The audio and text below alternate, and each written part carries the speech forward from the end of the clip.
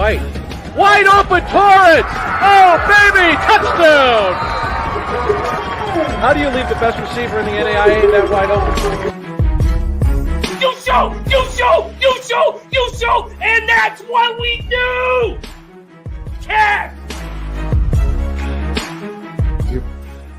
You're proud of me? And it's caught! Oh my goodness! Troy Torrence comes down with it! Welcome all to Bankroll Blitz. Happy Tuesday, November 19th to all of you.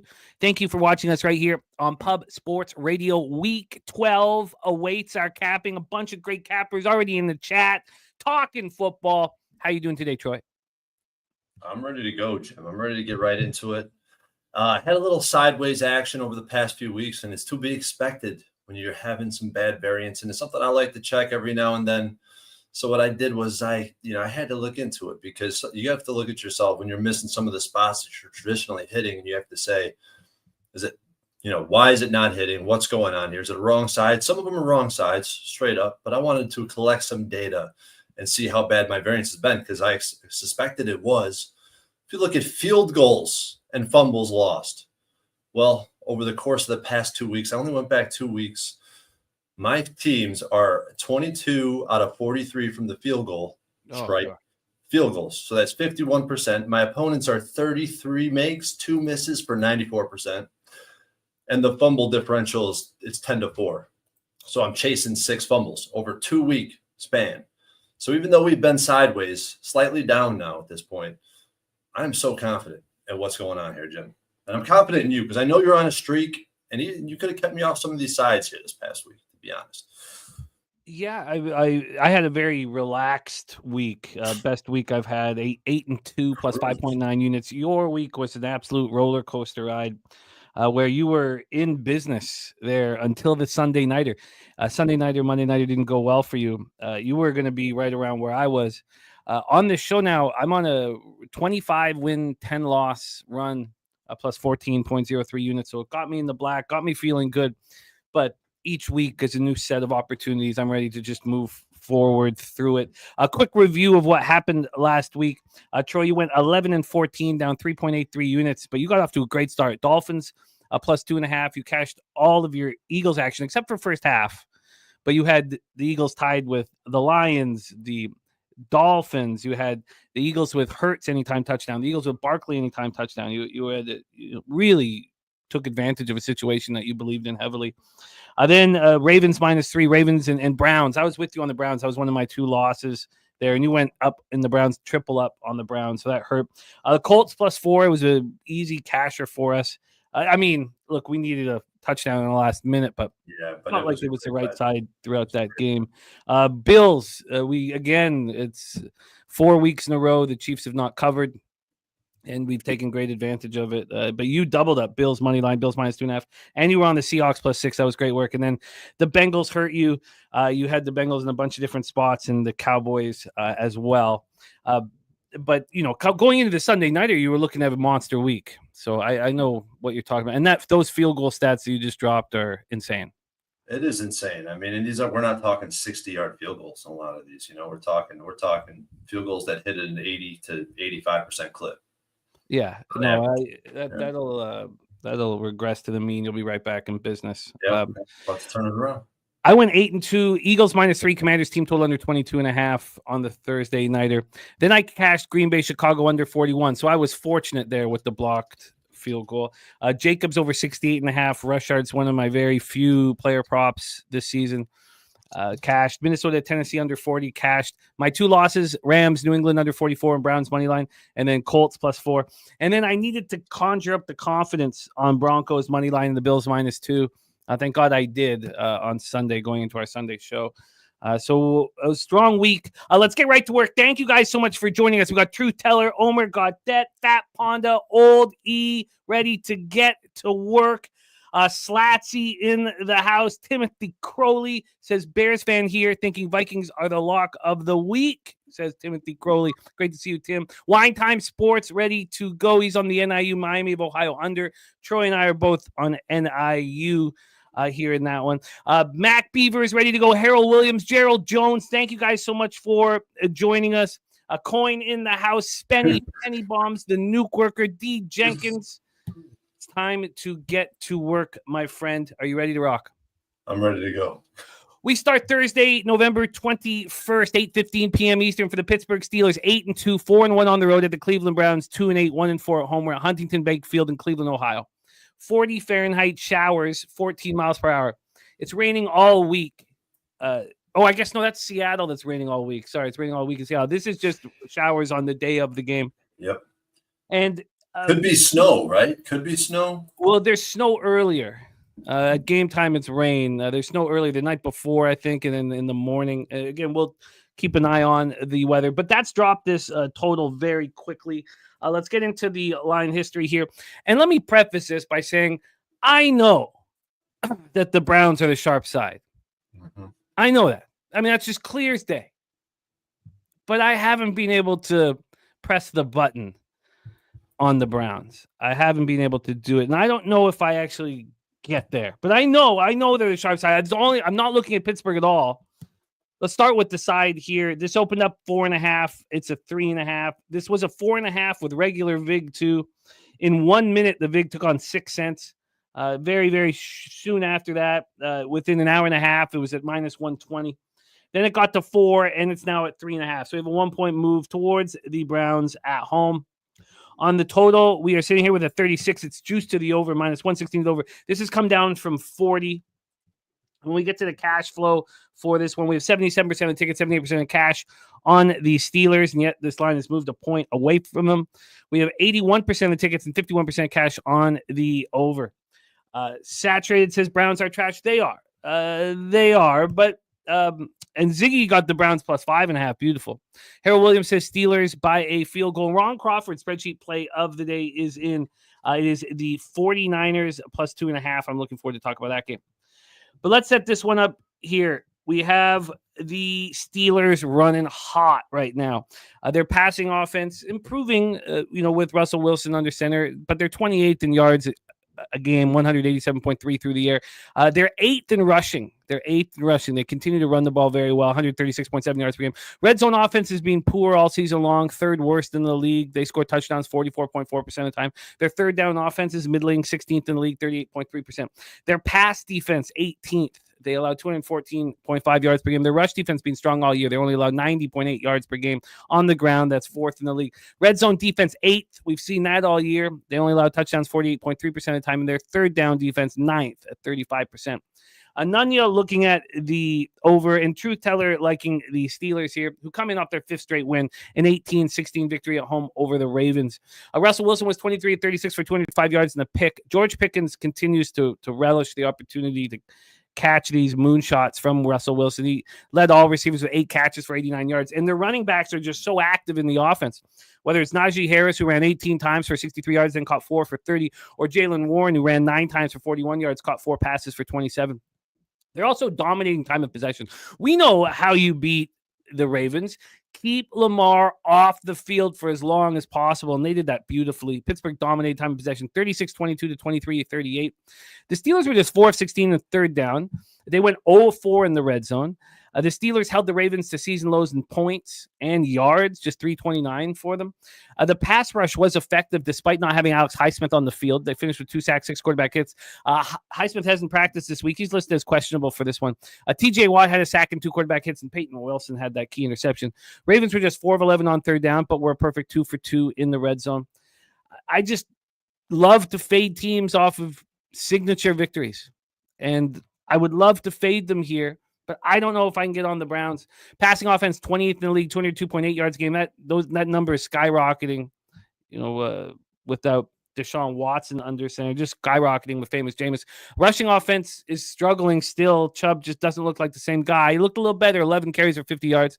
Red zone offense, 23rd at 52.9%. Third down offense, the worst in the league at 28.2%. Their pass defense, 16th. And another thing that surprised me, but there are a couple teams, the Patriots defense being so weak, the Browns defense being so weak. I mean, Myles Garrett didn't record a statistic last week. Pass defense, 16th, 211 yards per game. Rush defense, 24th. 131.7 yards per game. Red zone defense, 24th. They allow touchdowns 63.3% of the time, and their third down defense has been strong all year, 5th in the league, 33.1%. They're coming off a real ugly 35-14 loss at New Orleans, but they put up 443 total yards. They put up 6.3 yards per play, and they didn't turn the ball over. How did they only score 14 points? 4 of 16 on third down and fourth down. They put up 443 total yards and only had one failed attempt in the red zone. Jameis threw 46 passes, 30 of 46 for 395 yards and 2 touchdowns. Jerry Jeudy had a breakout game that we've been waiting for, 6 catches for 142 yards, touchdown. Njoku looked great, 9 catches for 81 yards. This team does not miss Amari Cooper. The defense was terrible. The Saints went for 473 total yards and 8.2 yards per play. The pass rush was nowhere to be found. 1 sack, 2 quarterback hits. I already mentioned Myles Garrett doing nothing. The Saints destroyed the Browns on the ground, running for 214 yards. I could see the Steelers doing the same thing. Dustin Hopkins 0 for 2 in field goals, missing from 51 and 27. Also missed one from 32 before he missed the next one from 27. They lost their left tackle, DeJuan Jones. He's got a broken leg, so Jermaine Ifedi is taken over from him.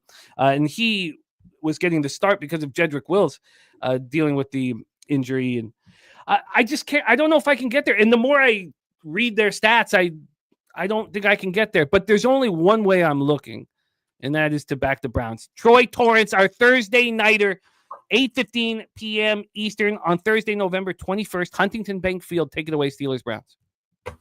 Jim, I kid you not, and I hope you believe me, because I'm not talking out the side of my mouth right now. I mean, before I built the database, this would be a spot where I'd be betting the Browns. And I look for reasons. And give me one reason to bet the Browns, and I'm trying to get on them. And for years, it's been the other side for the Steelers. I'm looking for ways to fade Tomlin and fade that narrative, but it's so hard to do that, man. And I heard somebody talking about this today, about Tomlin as you want him as a home dog, you want him as a dog, but not a favorite. And I just can't quite understand that, because if you look at the Steelers as road favorites over the last 2 years, they're 5-2 ATS and straight up. If the total is less than 40, they're 4-0 straight up, winning by a touchdown at least in all those matchups.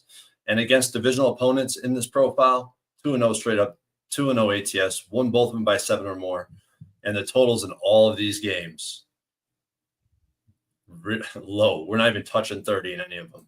So it's just a spot where, like, I've come a long way in my capping career, and this would never be a spot where I'm looking towards the home or towards the road favorite in the situation. I just cannot look away. And you look at the matchup itself. We watched this entire Browns game. I was pulling my hair out the entire fucking game. Defensively, the Browns, you already said it, they're not what we've seen in the past. They couldn't apply pressure on Derek Carr on this bad offensive line. Only 1 sack, and he just was not uncomfortable at all in that game. And they allowed 473 yards of total offense, 8.2 yards per play. This is not the Browns defense. Outside of Denzel Ward, I don't think any defender had a good game. The Browns went 50% on third down, or they allowed 50% on third down, and 2 or 3 in the red zone. Yeah, just a bad game for this defense. And offensively, the Browns just continue to shoot themselves in the foot. They missed those field goals, putting themselves in a trailing game script. 443 years of offense. You kind of turned your head for a second, Jim. I don't know if you wanted to touch on that, but I think it's important. They only had 1 red zone opportunity, which they didn't convert. 443 yards of total offense. As the field shrinks, Winston struggles, and he struggles even harder because Chubb the run game does not look good for this Browns team. Chubb looks a step slow. I think he's 100%, slower, less efficient than he was last year. The offensive line is falling off their blocks, and the Steelers' run defense is locked down. So there's really not much for me to like about this Browns team in the current state. And I think the Steelers got away with one this past week. Yeah, it was a home spot for the Steelers, but can you count on the best kicker of all time to miss 2 field goals? Can you count on 2 turnovers, gifting them 2 field goals because they couldn't score in the red zone? They got outgained by 2.1 yards per play. I get it. There's not it's time to fade the Steelers team. Well, what happens when you got a fade-worthy team versus a fade-worthy team? Coaching is going to win. The team that's more motivated is going to win. I thought the Browns were going to show some heart in that last game, but the way the defense played, you can't get behind it. So I touched on the Steelers as road favorites in this market, But I talk about this 3.5, this home dog between 3.5 and 4-3. This is a perfect range to back the road team. I won't get into the metrics. I've talked about it every week. We're talking about 60+ ATS trends. You can't find anything worse. This is the sharp trap profile. So I look for a way to get on the Steelers. And because I see such low totals in this profile, I thought I'd pair the Steelers on the money line with the under 44.5. I got minus 105 on that. I really believe this game's staying under the 40 mark. Steelers money line and under 44.5. And what was that, Vig? Minus 105 at DK. Minus 105 at DraftKings. Locked and loaded. Yeah, I'm not going to move on the Steelers here. It goes against what I have success with, fading a team off of a signature victory, and I can't get to the Browns. So, what I will do, I'll look. We'll have our live stream. I will look to get in on an under if there's an early touchdown, and I will probably look to get in on the Steelers if the Browns take, a lead or the Steelers get to a plus money situation. But I don't want the Steelers here, and I will cheer you on. So Troy has moved on the Steelers money line and under 44.5. He's put that. And trust me, if I didn't think the Steelers were on my fade list. They are on my fade list 100%. But I just cannot let this spot back. Like I would be if it wasn't the Steelers in this situation.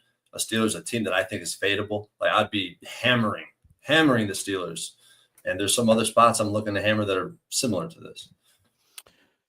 No, it's a fascinating breakdown. I can't wait to watch the game. I can't wait to have a live stream for it. We're running nice on live streams, real nice on live streams. So I'm looking forward to Thursday night, but I don't know if I'm going to come in with action here.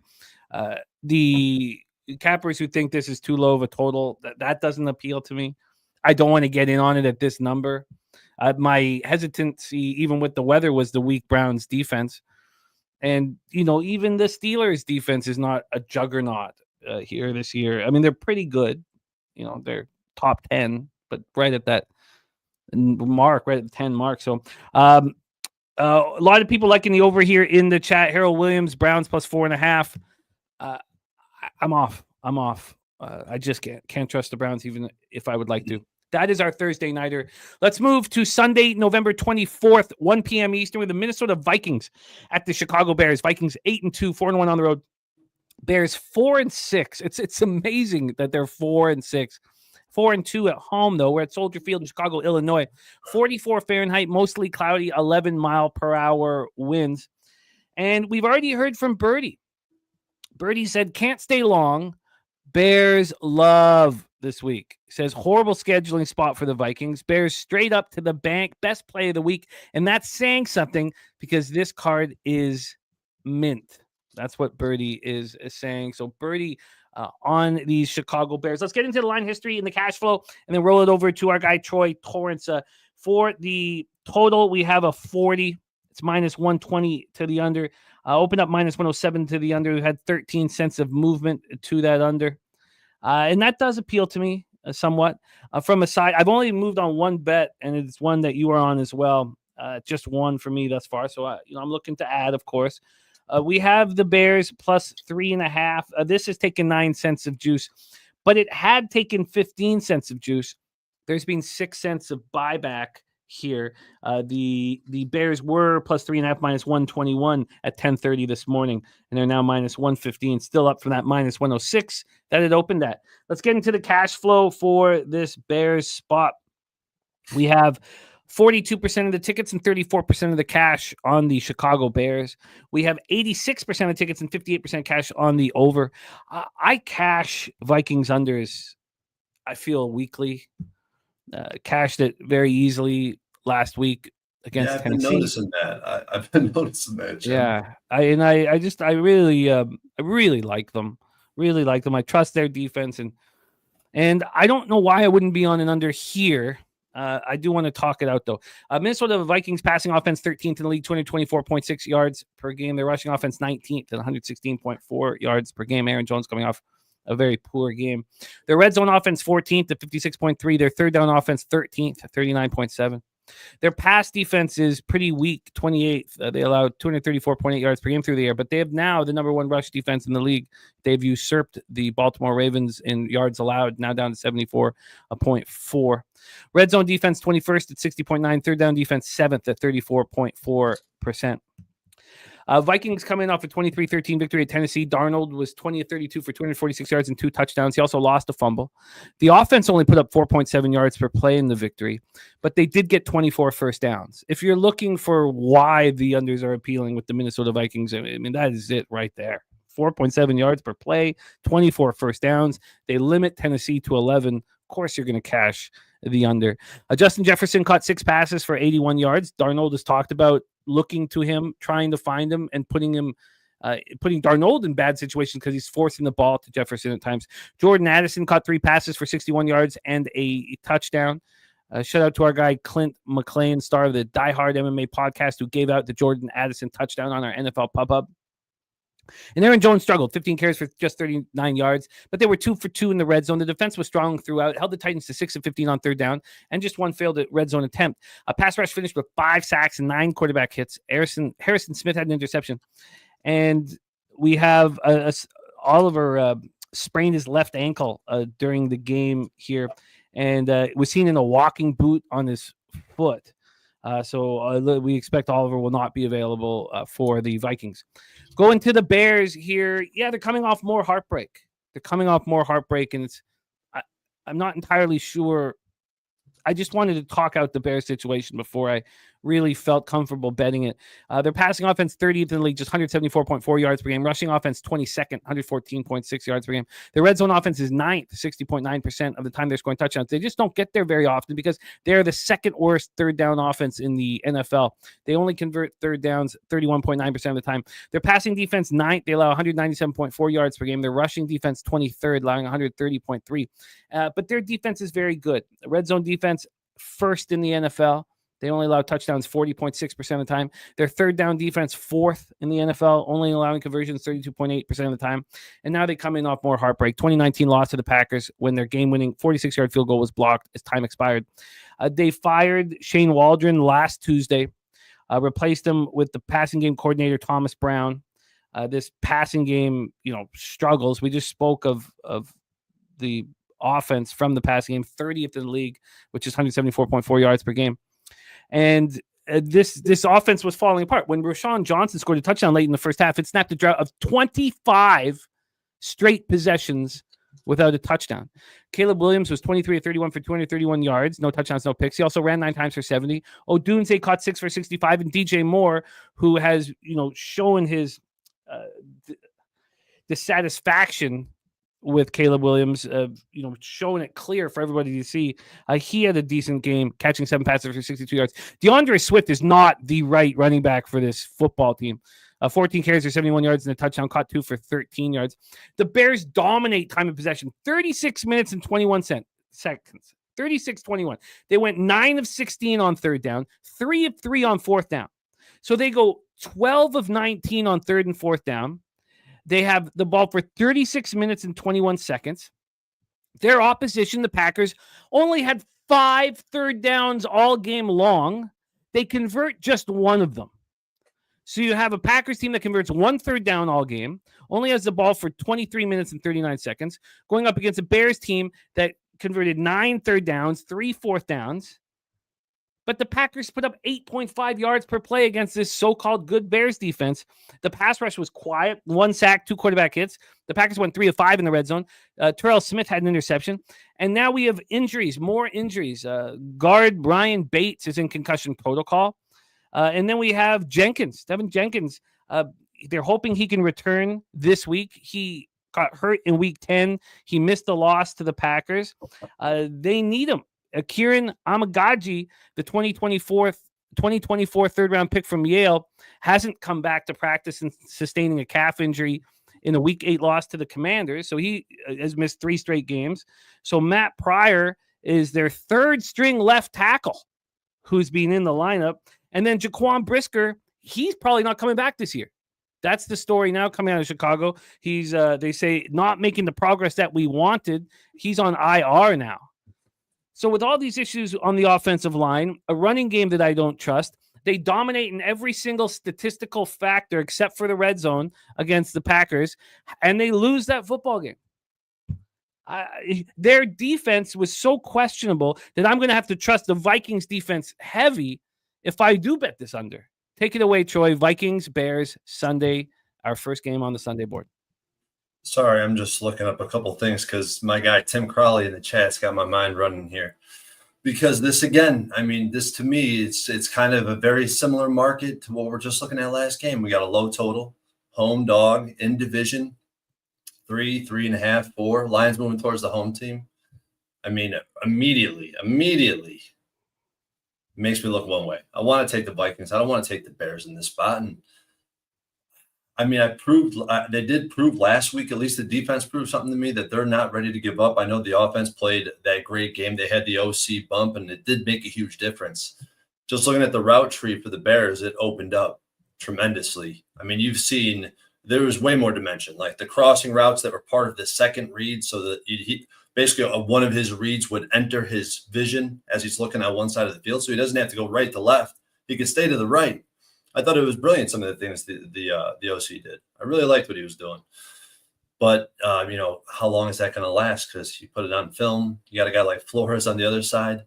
Well, let me start with the Vikings. Before I get to Flores and the defense, which I only have good things to say about at this point, we know the Vikings team is still probably overrated in the market. I guess there's some things about the Vikings defense that I could poke holes in, but they're coming off 3 straight wins, and the last 2 games were against the bottom of the barrel teams, the Jags and the Titans, that they definitely struggled with it. And the Jacksonville Jaguars team that they beat 12-7. I know a lot of things went wrong, and a lot of things had a lot of bounces against them, but that Jags team just got throttled by 50, and this Vikings team just got outgained on a per play basis by the Titans. I mean, we've seen the 2 sides to Sam Darnold, and I think that once you take away the middle of the field, there's 2 dig routes. There's 2 levels of in-breaking routes. One's a deep dig.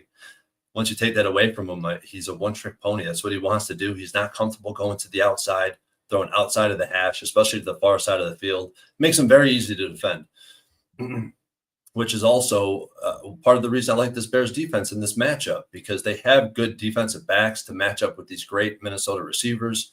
So you're going to depend on Sam Darnold to sit back in the pocket and be able to pick them apart, because honestly, is this Vikings team, I mean, have they been able to run the ball at all? And on the other side, are the Bears going to be able to run the ball on this Vikings team who's number 1 per PFF in the league? I mean, they've been absolutely locking down rush offenses. They're going to, if you take away the run from the Bears, like that offense on Sunday would have looked like a travesty. And guess what? This isn't the Packers run defense. This is the Vikings, right? But not only are they stopping the run to running backs, look at what they've done against quarterbacks. I can't believe we're sitting here in week 11. They've only allowed 62 yards on the season rushing to opposing team quarterbacks. Like, if you force Caleb Williams to sit in the pocket, you put the blitz on him. The Bears offensive line struggles with the blitz. Caleb has struggled with the blitz mightily. You throw some different looks. I cannot see the Bears offense having any success. So, I could talk all day about this market that is very heavily favors the Vikings historically. It's hard. So I'm not going to fade the market environment. There's some reasons I can see you can make a case for the Bears, but I think the best play is the total. So I already moved on the under 40 at minus 115. I don't know what you can get now, but I posted that so we could run with that. They're basically 39.5 all over the market. But 40 isn't that big of a key number. I mean, this might be a play I might add to this position because I think so strongly of it. And the more I read some of the stuff in the chat, the more bullish I got on the total.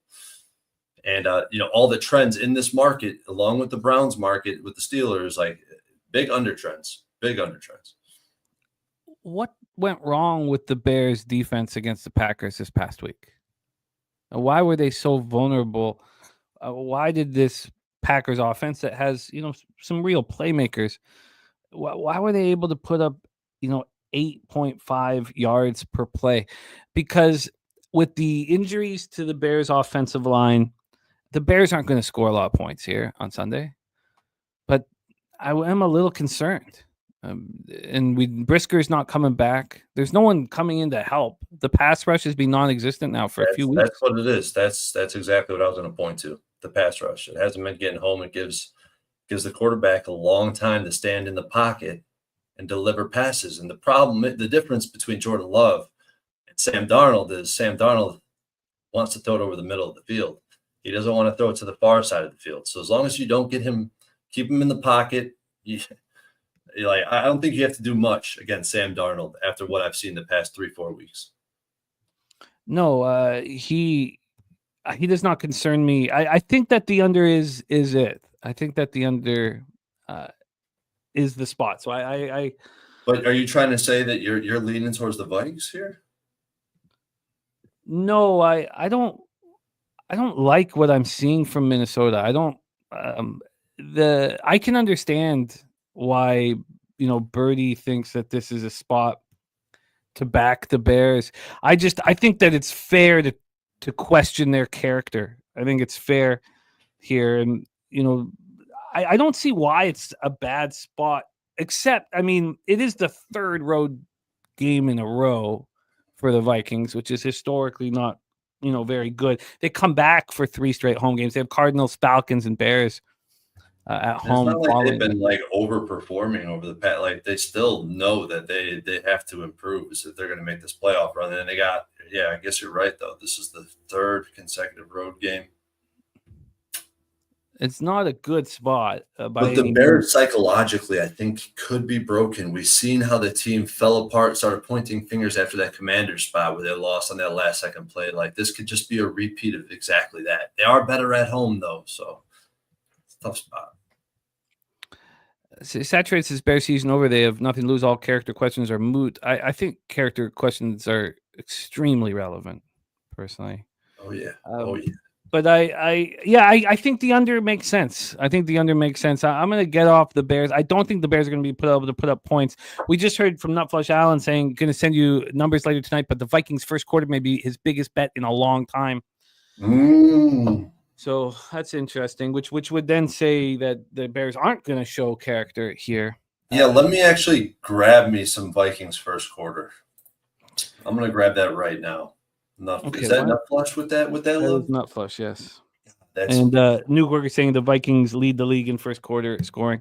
Okay, I'm interested in the under. I think I get there by the end of the night, but and Troy's going to be moving on the Vikings first quarter as well as the under, and he might be adding to the under.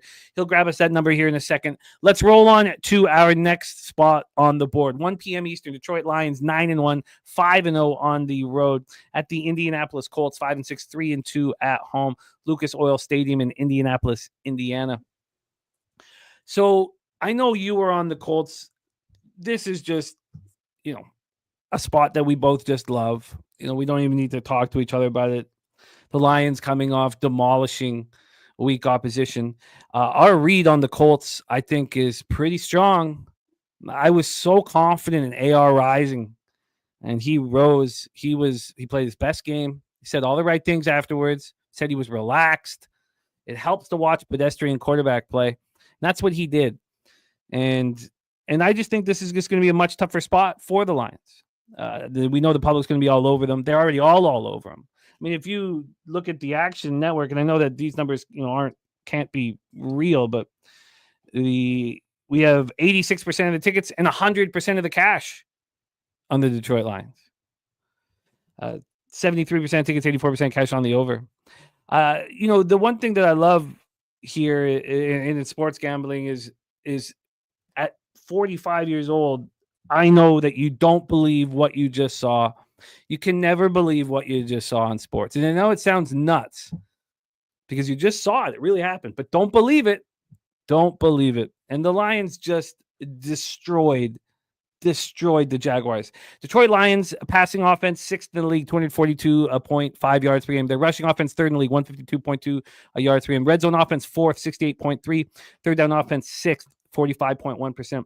Omar Gaudet says Lions win by 20. Oh, we're going to be inundated with people saying that to me all week. So don't worry. I know it's just going to be happening nonstop because people believe what they just saw. The passing defense, 27th in the league, allowing 232.7 yards per game. Rush defense, 5th at 94.8. Red zone defense, 3rd. They're only allowing touchdowns 42.9% of the time, and they're the best third down defense in the league. They only allow conversions 30.4% of the time. So they won 8 straight. They won 9 of 10 for the first time since 1934. They just won by 46 points. That's the largest margin of victory in the franchise history. They handed Jacksonville their largest ever defeat. They set a franchise record for 645 yards, the 3rd most in NFL over the last 20 years. They only allowed 170 by the Jaguars at 475-yard margins, the 3rd largest in the league history. I mean, already, I'm just like, oh, this is perfect. This is so perfect, man. Everyone's just going to believe what they just saw. And it's 38 first downs. They only allowed the Jaguars to have 10. They held on to the ball for 39 minutes and 6 seconds, and they went 5 for 5 in the red zone. Jared Goff was 24-29 for 412 yards and 4 touchdowns. Amon-Ra St. Brown caught 11 for 161, 2 touchdowns. Jameson Williams caught 4 for 124 and a touchdown. David Montgomery ran 15 times for 75 yards, 2 touchdowns, caught 3 for 20.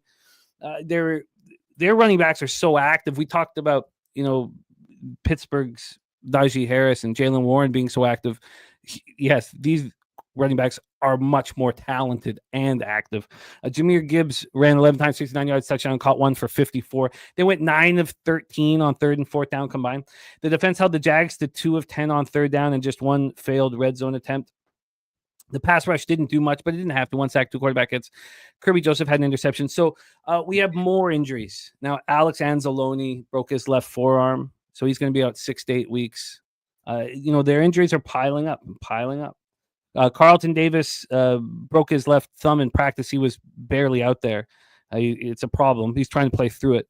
Al Robinson II has a concussion. That's not a big deal. But Shane Zylstra was hurt during the game. Both lists is questionable. Sammy Laporta was inactive. He's hurt. So,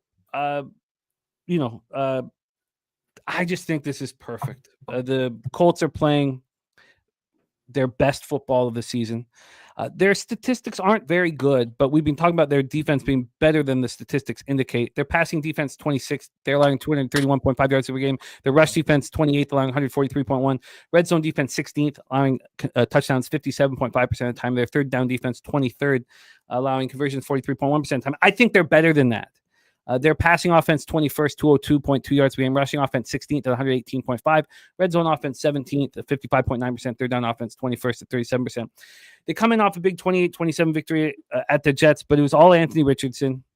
We ran for the 4-yard touchdown. Second of the game with 46 seconds left in his return. 20 of 30 for 272 yards and a touchdown. He ran 10 times for 32 yards and 2 touchdowns. He said all the right things afterwards. Josh Downs caught 5 passes for 84 yards and a touchdown. Alec Pierce caught 3 for 74. The Colts held on to the ball for 34 minutes and 17 seconds. Went 3 of 4 in the red zone. The defense, held them to just 253 yards. I mean, I know that the Jets aren't a good football team, but that's impressive. 4 of 14 on 3rd and 4th down, 3 sacks and 5 quarterback hits. So we have a line move towards the Colts despite 100% of the cash being on the other side. Now, there has been buyback today. The Colts this opened up at +8. Within 40 minutes, 4 cents of movement. We were actually within 30. Within 40, it was 9 cents of movement. Then there was a little bit of buyback, but then again, another hammer spot yesterday morning where this got up to -126. Went down to 7.5. When this was at 7.5, they moved it to +7.5 at -117. They didn't move it and give you a -105. And now there's been 5 cents of buyback to -112, which is where I bet it at. This is just what I think is a perfect spot here to fade everybody, to fade them all, fade everybody. And I love it. Take it away for us, Troy. Because I know that you see and saw everything that I'm thinking and seeing. So take it away, my man. Lions, Colts. I'm right in line with you. You hit it on the head. You hit a lot of it on the head. What I could add, I personally think that this implies the Lions are 8.5 points better than the average football team. And even though I think that's a little bit inflated, it's definitely inflated if you talk about the Colts or the Lions being on the road, which I just could not. I can't believe this price. I mean, I think this is the perfect indication of an inflated price because the Lions have been a freaking. I mean, they've just been steamrolling teams, covering ATS, and people want to back them. Like, I think that this is exactly where you hear the term. There's value in this number. I think this is the epitome of that because you could see the inflation, and it's been glorious with this team. And it's time to look the other way. I'm right there with you. 8 consecutive wins. This is the peak of the market. I really believe this is the peak of the market. Heading on the road out of conference, they have the Bears, the Packers, the Bills, and the 49ers on deck right around the corner. They've been much less dominant on the road, and they struggle with mobile quarterbacks. This defense struggles with take Anzalone out of the equation because he's got speed at the linebacker position. Take him out of the equation. I feel like there's a lot of reasons to like the Colts in this week, man. And AR, he stepped up. He claimed his spot right in that situation. He made throws at every level of the field with accuracy and with power and speed and velocity. But it makes me think too, hearing myself talk about it, Anthony Richardson getting all excited, feeling little butterflies in my stomach. I'm like, is this a fade spot for a guy like Anthony Richardson? So you can make that case. I personally, from what I see in that game, it's hard to say that he's just going to turn back into a pumpkin against this Lions defense. And the way he's able to affect the defense in the red zone is really a problem because, man, when they were in that quarterback power around the edge, I shit you not, it looked like Marshawn Lynch powering into the end zone. Like, it's a very scary scene when you get him around the edge with blockers in front of him. Like, I think they're going to be efficient in the red zone. So I do think that this is a good look to maybe go over the total. And like someone was talking in the chat that, the Colts are going to play a lot of cover 3. We know we're going to see a lot of cover 3. And that's actually the defense single high, be it man, be it cover 3. This is where Goff struggles significantly relative to his average. I'm talking about because his average is so far off the charts right now that even where he's weak is pretty strong. So, but yeah, I love the way they're disguising, switching up coverages. I've been saying that for 3 weeks now. We continue to see that. And dude, I'm right there with you. I'm on the Colts plus 7.5. I do have an Eagles Lions money line parlay at plus 111, but I plan on getting more money down on this Colts 7.5.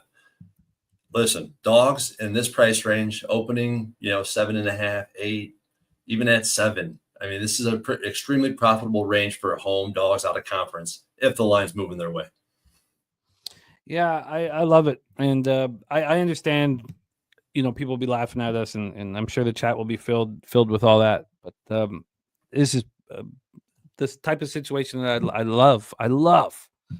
And so I bet it. And I love it. And so, and Nuke Worker thinking that this line moves to 9.5 come kickoff. I don't think so at all. If it does, then the Lions are the right play. I don't think it does. I don't think this goes back to 8.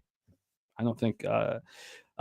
Omer, thank you. Yes, please do. Please come back to remind us. That's part of what this is all about. This isn't just putting a pick out and looking at your record. We're betting these games and dealing with whatever consequences come from those situations. And but you guys want to be bullish on the Lions after they beat the Jags 52-6 at home, then that's God bless you. That's part of the fun. We don't have to agree with each other. We're not a bunch of yes men. So what was the Eagles Lions line? Plus 111. Plus 111.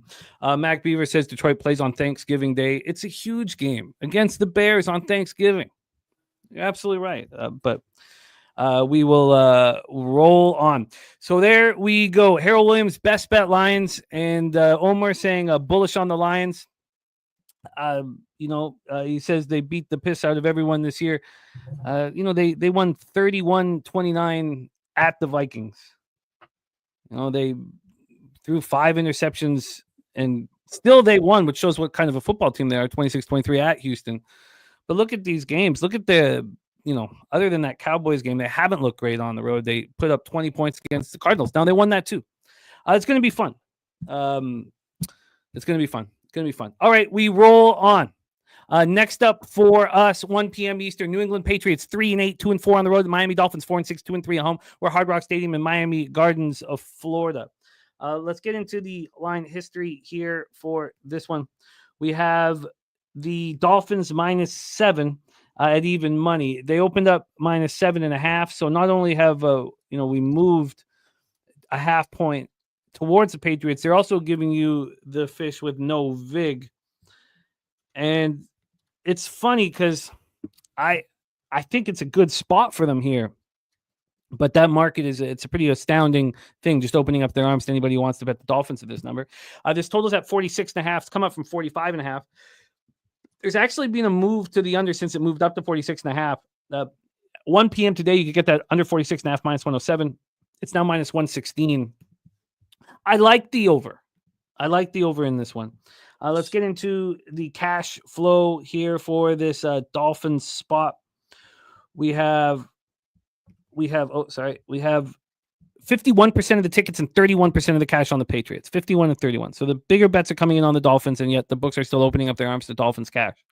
79% of tickets and 90% of cash on the over, and now it's moving backwards. D. Jenkins says, my Dolphins are hungry. Offense clicking. Drake May looking decent, though. He sure is. He sure is. Let's talk about the spot here. Passing offense for the Patriots, 32nd. It's really not improving as fast as you'd think with Drake May, but he did just put up 282 yards passing last week, so it's going to be moving in that direction. The rushing offense, 21st, 115.3 yards per game. Devon A. Chen just doesn't look that It doesn't look nearly as good as he did last year for whatever reason. Red zone offense, 29th, 46.9%. Third down offense, 26th, 35.3%. We know those numbers will improve now that Tagovailoa is back. Pass defense, 20th. Rush defense, 20th. It's very middling defense. Red zone defense, 17th, 57.9%. Third down defense, 19th, at 40.3%.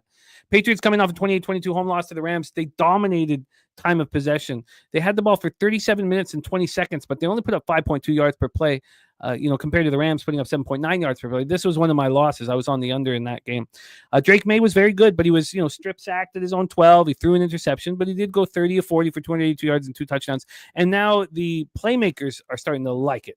Kendrick Bourne caught 5 for 70. Hunter Henry caught 6 for 63. Ramondre Stevenson ran 20 times for 73 yards, caught 4 passes for 16 yards. The Patriots were just 2 of 5 in the red zone. The defense got stops on third down. They held the Rams to just 2 of 8, but they couldn't stop big plays. Rams racked up 402 total yards and went 3 of 4 in the red zone. And the pass rush didn't record a sack, but did get 4 quarterback hits. And now linebacker Curtis Jacobs is in concussion protocol. Juwan Bentley's not coming back. And now Christian Barmore, not a linebacker, defensive tackle, is back from the blood clots. But again, it's going to be a real slow move integrating him back into the lineup. We saw that this past week. Talk about the Dolphins here. That was the Patriots stats. There that I did off the top. I think I screwed that up saying that was the Dolphin stats, but those were the Patriots stats off the top. Of course, the Dolphins passing 23rd, 197 yards per game, rushing offense 11th, 122, and that's why I was talking about Devon A. Chen. So I screwed that up in my head. I was thinking about the Dolphins. So the rushing offense 21st with Stevenson, and apologies for screwing that all up, but you guys know what I was talking about. In the Patriots defense, I was talking about all year. When we came into the season, I trusted Gerard Mayo. I trusted the Patriots defense to be strong. They haven't been. They haven't been at all, and those are the numbers. And I think I screwed that up in my head. I was thinking the Dolphins. The Dolphins defense has been good. Their 10th pass defense, 10th rush defense, 8th red zone defense, 48.3%. Their third down defense, 10th at 35%. Their rushing offense, 11th, 122 yards a game. But again, like I said, with Devon A. Chen, just doesn't seem to be dominating. They're coming off a 34-19 victory at home over the Raiders. Miami scored 30 points for the first time this season. It just feels like they're ready to roll right now. Both teams were able to move the ball pretty comfortably. The difference was the Dolphins went 3 of 4 in the red zone, while the Raiders went 1 of 3. Tagovailoa was 28 of 36 for 288 yards, 3 touchdowns, no interceptions. And that's what's in my head. What's in my head is how easy the Raiders moved the ball. Now, I know they had, a whole bunch of new coordinators, and they were showing different looks than anyone had tape on, but Jonnu Smith led receivers with 6 catches for 101 yards. Tyreek Hill caught 7 for 61 a touchdown. He scored touchdowns in consecutive games for the first time this season. Devon A. Chen ran 17 times for 73 yards in the touchdown, caught 4 for 32. Dolphins 10 of 14 on third and fourth down combined. The Dolphins defense couldn't get the Raiders off the field either. The Raiders went 10 of 16 on third and fourth down. Pass rush did have 3 sacks, 4 quarterback hits. Jalen Ramsey had an interception. But I hate the biases that we have. I have a bias in my head because I couldn't believe how easy the Raiders were moving the ball on the Dolphins. Does that mean the Patriots are going to be doing the same thing? Because that's why I wanted to move on the over. Take it away for us, Troy. Patriots, Dolphins. Yeah, I want to attack the total in this matchup, and that's exactly what I did. I bet it this morning early at 45.5 and posted about it.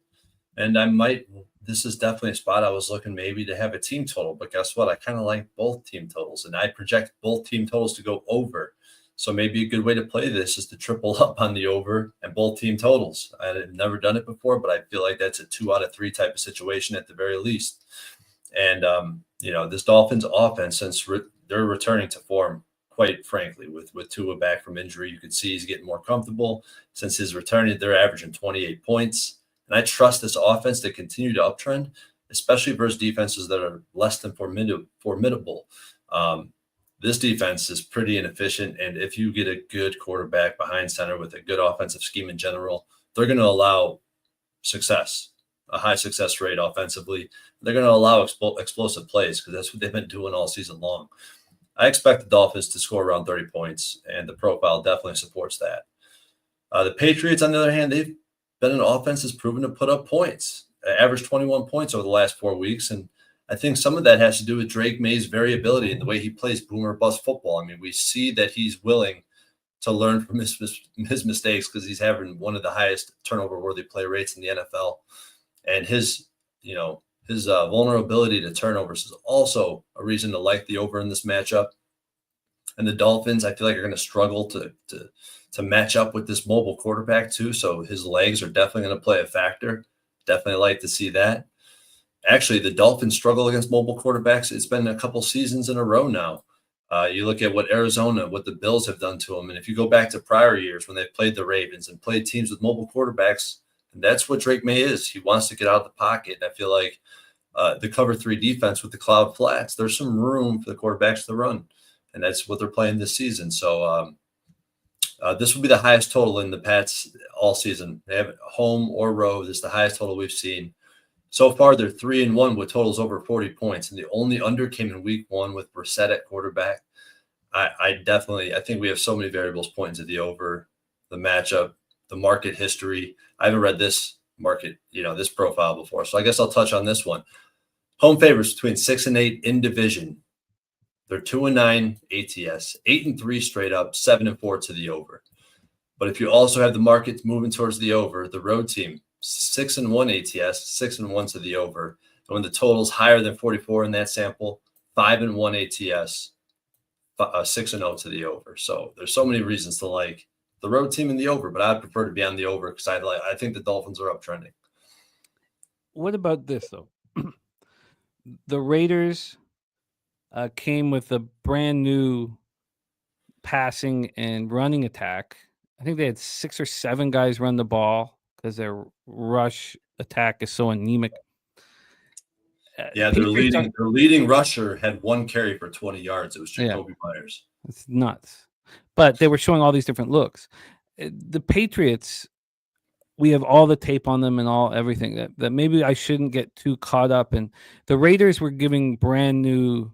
This is a good Dolphins defense that didn't look good last week because they didn't have any tape on what the Raiders were going to do, and they still beat them soundly. I'm just because this has stopped going up, right? We've had a 10-cent move to the under at 46.5. Do you think sharps are feeling that the Dolphins could shut down the Patriots? If this was a tick down to 44.5, maybe I would consider it. But really, this 44.5, basically 44.5 to 46.5, between 44 and 47 is kind of dead weight. It's kind of like how I treat the 4.5, 3.5 spread. It's kind of dead weight. It doesn't mean a lot. The movement in between these numbers has not meant a lot historically. So I'm not really as concerned with the line movement down the total. I mean, it makes sense that this one goes over. It's funny, Omer saying the Dolphins underperformed all season. They were the best third down defense in the league through the first 8 weeks of the year, which I was shocked by. They kept everything. They play great. They have great defensive pieces to play a cover 3. You need versatile cornerbacks to be able to do that, and they got them. Yeah, I think there's going to be points here. I just wanted to thought that maybe it's just the Dolphins team total over, but this market's moving towards the Patriots. Do you agree with the market move towards the Patriots? Actually, I would have been able to predict that was going to happen. When you see totals or spreads open in the range they did, at least at Pinnacle, they pretty much only move one way. Yeah, Omer liking the over here. Well, I'm going to sit with. I'm not going to bet this tonight. I want to just make sure that I'm not because and it's so simple. What's happening to me? The reason why I wanted the over right away is because I lost on the under in the Patriots game, and then I couldn't understand how the Raiders were able to move the ball so easily against the Dolphins. Again, if I believe what I just saw, I would immediately go bet the over. So I just want to look at it from every. The Patriots as well. They're playing some of the highest paced football out of anybody in the league right now. Their pace just continues to go up, and their playmakers are loving it. They're finally, Demario Douglas and Kendrick Bourne. He's a gunslinger. I mean, look what Drake May is slinging that thing, man. Like, okay, so are you moving on anything officially or betting anything right now? Yeah. Oh, I got the over. Well, I posted the over 45.5 this morning. Oh, nice. And I will be probably on a couple on each side of this. I got to think about if I want to bet team totals or how I want to increase my position on the total. Is it first half? I'd rather not, but. What was the juice you got on the 45.5? Minus 115. All right. Well, I'm with you. I just need to sit with it, and I just need to write out exactly how I could lose the bet. And when I do that, and then move, that means I have a high ROI doing that. So I'm going to write down all the possible ways. Another thing I was thinking about is, I'm saying this is the highest total that they've seen all season. They haven't seen higher than a 42.5. The Patriots. Now we're looking at this 46 right now. Kind of reminds me of the Chargers Bengals spot too, where it was just an outlier. Like all their totals are falling in this range. Now we see, boom, it's an outlier. It's like the spot with the Dolphins on the spread against the Rams. Like these outlier type of lines, I feel like are telling us something. D. Jenkins says, if you like the over, Jimmy, wouldn't you like the Dolphins team total over? I'll tell you, D. Jenkins, I could tell you how many favorites did I bet the team total over, on a couple fingers. I only bet dogs team totals. I almost never bet a favorite team total over, although I see people have great success with it. I do in NHL. I never do in football. All right, let's roll on. We have Troy on the over 45.5 minus 115. I'm very interested in joining him, but I don't know if I get there tonight. Next up for us, 1 p.m. Eastern, Tampa Bay Buccaneers 4-6, 2-2 on the road at New York Giants 2-8, 0-5 at home at MetLife Stadium, East Rutherford, New Jersey. 52 Fahrenheit, partly cloudy, 13 mile per hour winds. Let's get into the line history here and get it over to our expert, Troy Torrence. Let's get over here, set this one up. Okay. We have the total here at 41.5. It's juiced to the over. This opened up at 42.5, so we've dropped a point, but it is juiced to the over. Let's get into the spread here. On the spread, Giants are 5.5 point dogs right now. They opened at plus 3.5. They're now 5.5. So we've had a 2-point move towards Tampa Bay. And we all know why. That's because Tommy Cutlets is at quarterback for the New York Giants. But we'll start with the Buccaneers. Passing offense 10th in the league and rushing offense 10th in the league. They're a dynamic offense, even without Evans and Godwin. Red zone offense 3rd in the league, scoring touchdowns 68.4% of the time. And that really hasn't stopped without Godwin and Evans. And Evans could be back this week. They're coming off the bye. And their 3rd down offense 2nd in the league. 50% of the time they are converting first downs. Passing defense 30th in the league. It's been a huge problem. 264.1 yards per game allowed through the air. Rush defense 16th, allowing 125.2 yards per game on the ground. Red zone defense 17th at 57.9%. And their 3rd down defense 24th, allowing conversions 43.3% of the time. So here's another football team that I didn't think would be this bad defensively. So, we have the Patriots we talked about. I didn't think would be this bad defensively. The Browns, I didn't think would be this bad defensively. And now we add the Buccaneers to that. Both teams are coming off their bye week. The past 3 seasons, this has not been a good spot for Todd Bowles. He's not handled this well. And, you could talk about him not being the best X's and O's coach, especially in the offensive game plan. But the past 3 years, they've done poorly coming off their bye week. Last season, coming off a week 5 bye, they got destroyed by the Lions 20-6 at home. In 2022, they had the bye week in week 11, just like what just happened. And they did nothing. Lost a heartbreaker to the Browns on the road in overtime. Came out just flat, nothing. In Todd Bowles' first season, the Bucs were dominated 29-19 in week 10, despite coming in off of a bye. They were last seen in week 10 losing their fourth straight game, a 23-20 setback at home to the 49ers. It's the second straight game that they had lost on the final play. The score flattered the Bucs. They were outgained 413-215. But Bucky Irving, Rashad White, Baker Mayfield, and Sterling Shepard combined to run for 110 yards on 27 carries. The 7th 100-yard rushing performance of the season, 6th in the past 7 games. That's the most the Bucs have had since finishing with 8 in 2021. This running game that they have is really dynamic. They can give you a ton of different looks. They can throw out of the backfield.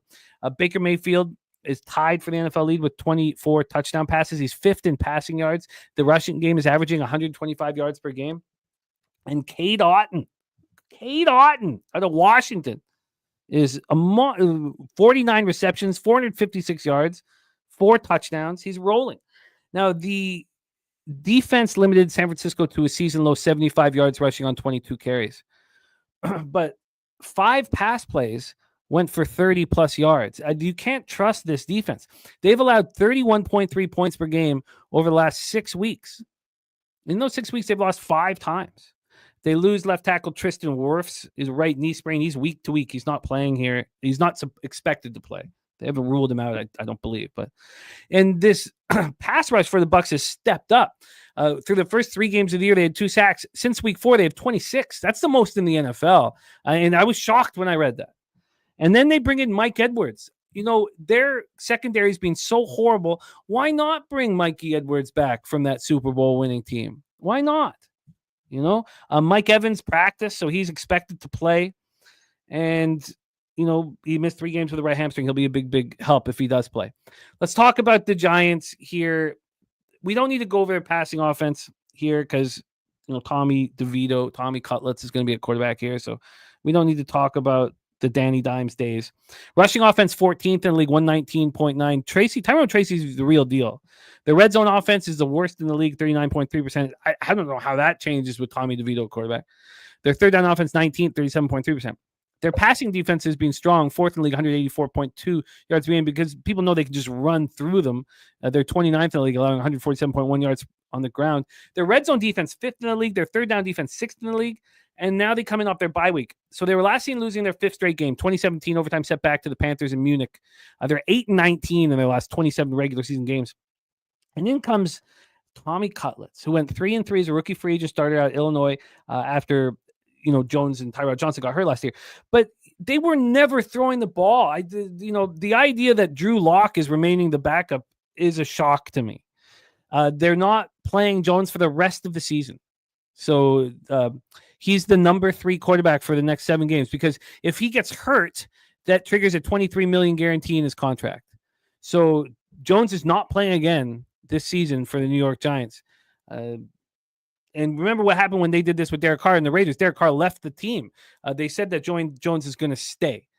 And this team has some really good young talent. I mean, we know Malik Neighbors is a monster, Tyrone Tracy, and their safety, Tyler Nubin. He's ranked as the number 1 safety for rookies, number 1 rookie safety in the league. And the running game's rolling. I mean, that Tyrone Tracy fumble in overtime was awful, but in their last 3 games, they've gained 157, 164, and 167 yards on the ground. Now they start so horrifically. I don't see how Tommy Cutlet's going to change that. They played 10 games and they scored 22 points in the first quarter. Take it away for us here, Troy. This is a fascinating one. Buccaneers, Giants. Yeah, this is a fascinating one that I doubt I'm going to be involved with. I personally don't think I really can cap this game with good faith, because Tommy Cutlets, I got to go back and watch film on this kid. I mean, it kind of reminds me of what Cooper Rush was able to do for the Dallas Cowboys, to be honest. He came in and was able to win a few games, especially as a big dog. So it's hard to want to count him out. And I don't know how he fits in this new look Giants offense, too, with Tracy at running back. I think some people are talking about his rushing prop. I think that's a great way to look. And the Bucs coming off their bye week, Todd Bowles, you'd imagine have to have his team ready to play a Giants team, a must-win spot for this team. So, I started seeing some money line parlay consideration. This is a spot I want to see what happens with this line. It's kind of bouncing around a lot right now, and I would just wait to see this market fully matured and then be able to make a more clear decision come game time, because there's a lot of work to do with how things change with DeVito at quarterback. And what does that tell us? I think that tells us that, this team is throwing in the towel, right? DeVito's probably the third best quarterback, and they do have 3 elite defensive players. And if this Giants defense, I guess the question to me is, will the Bucs offensive line be able to be able to take care of business in the trenches? If that's the case, I think Bucs are going to cover the spread. I don't know how the Bucs don't cover the spread. I don't know how Tommy Cutlets is a great story, but the quarterback play is going to drop. How do the Bucs not cover the spread, and how does the Giants team total under not hit? How many times do you think they're going to throw the ball? 12 times? 13 times?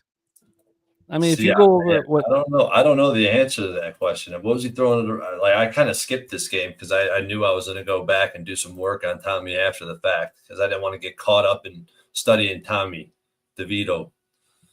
Oh, I can give him 2 right now. There was some bad weather games as well. But let's get into it. It's pretty shocking how few passes they threw with Tommy. So let me just pull this up quickly here for the season game log 2023. Here we go. So in his first full start, he threw 16 passes.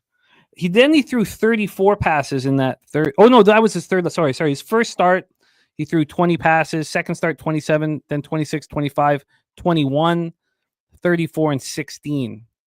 That's what he threw when he went 3-3.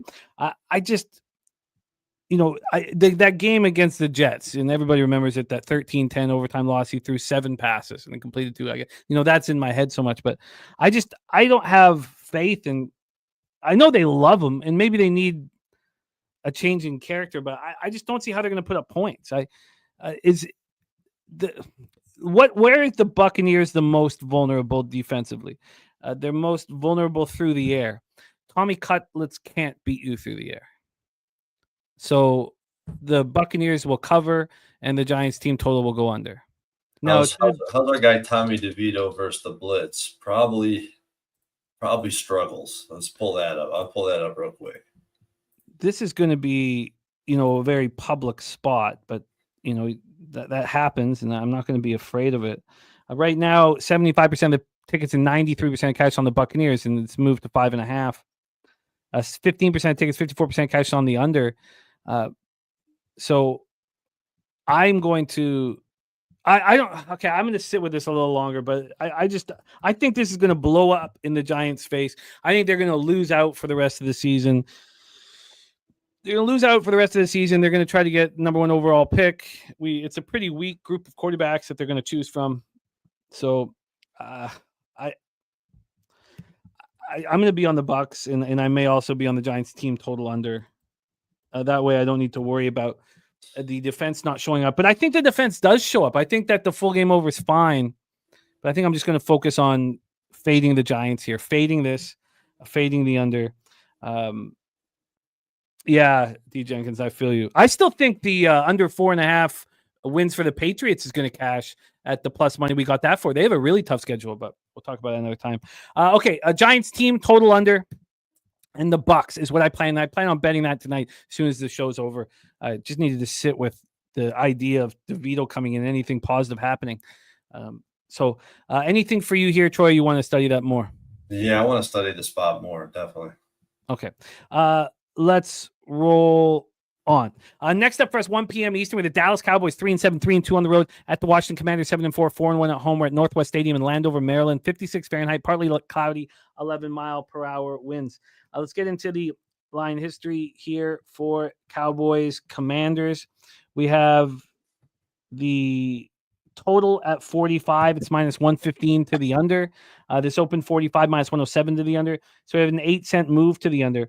This had been moving slightly to the over until 2:18 p.m. today. I didn't even realize it because I had already done capping this game. I thought this was moving towards the over.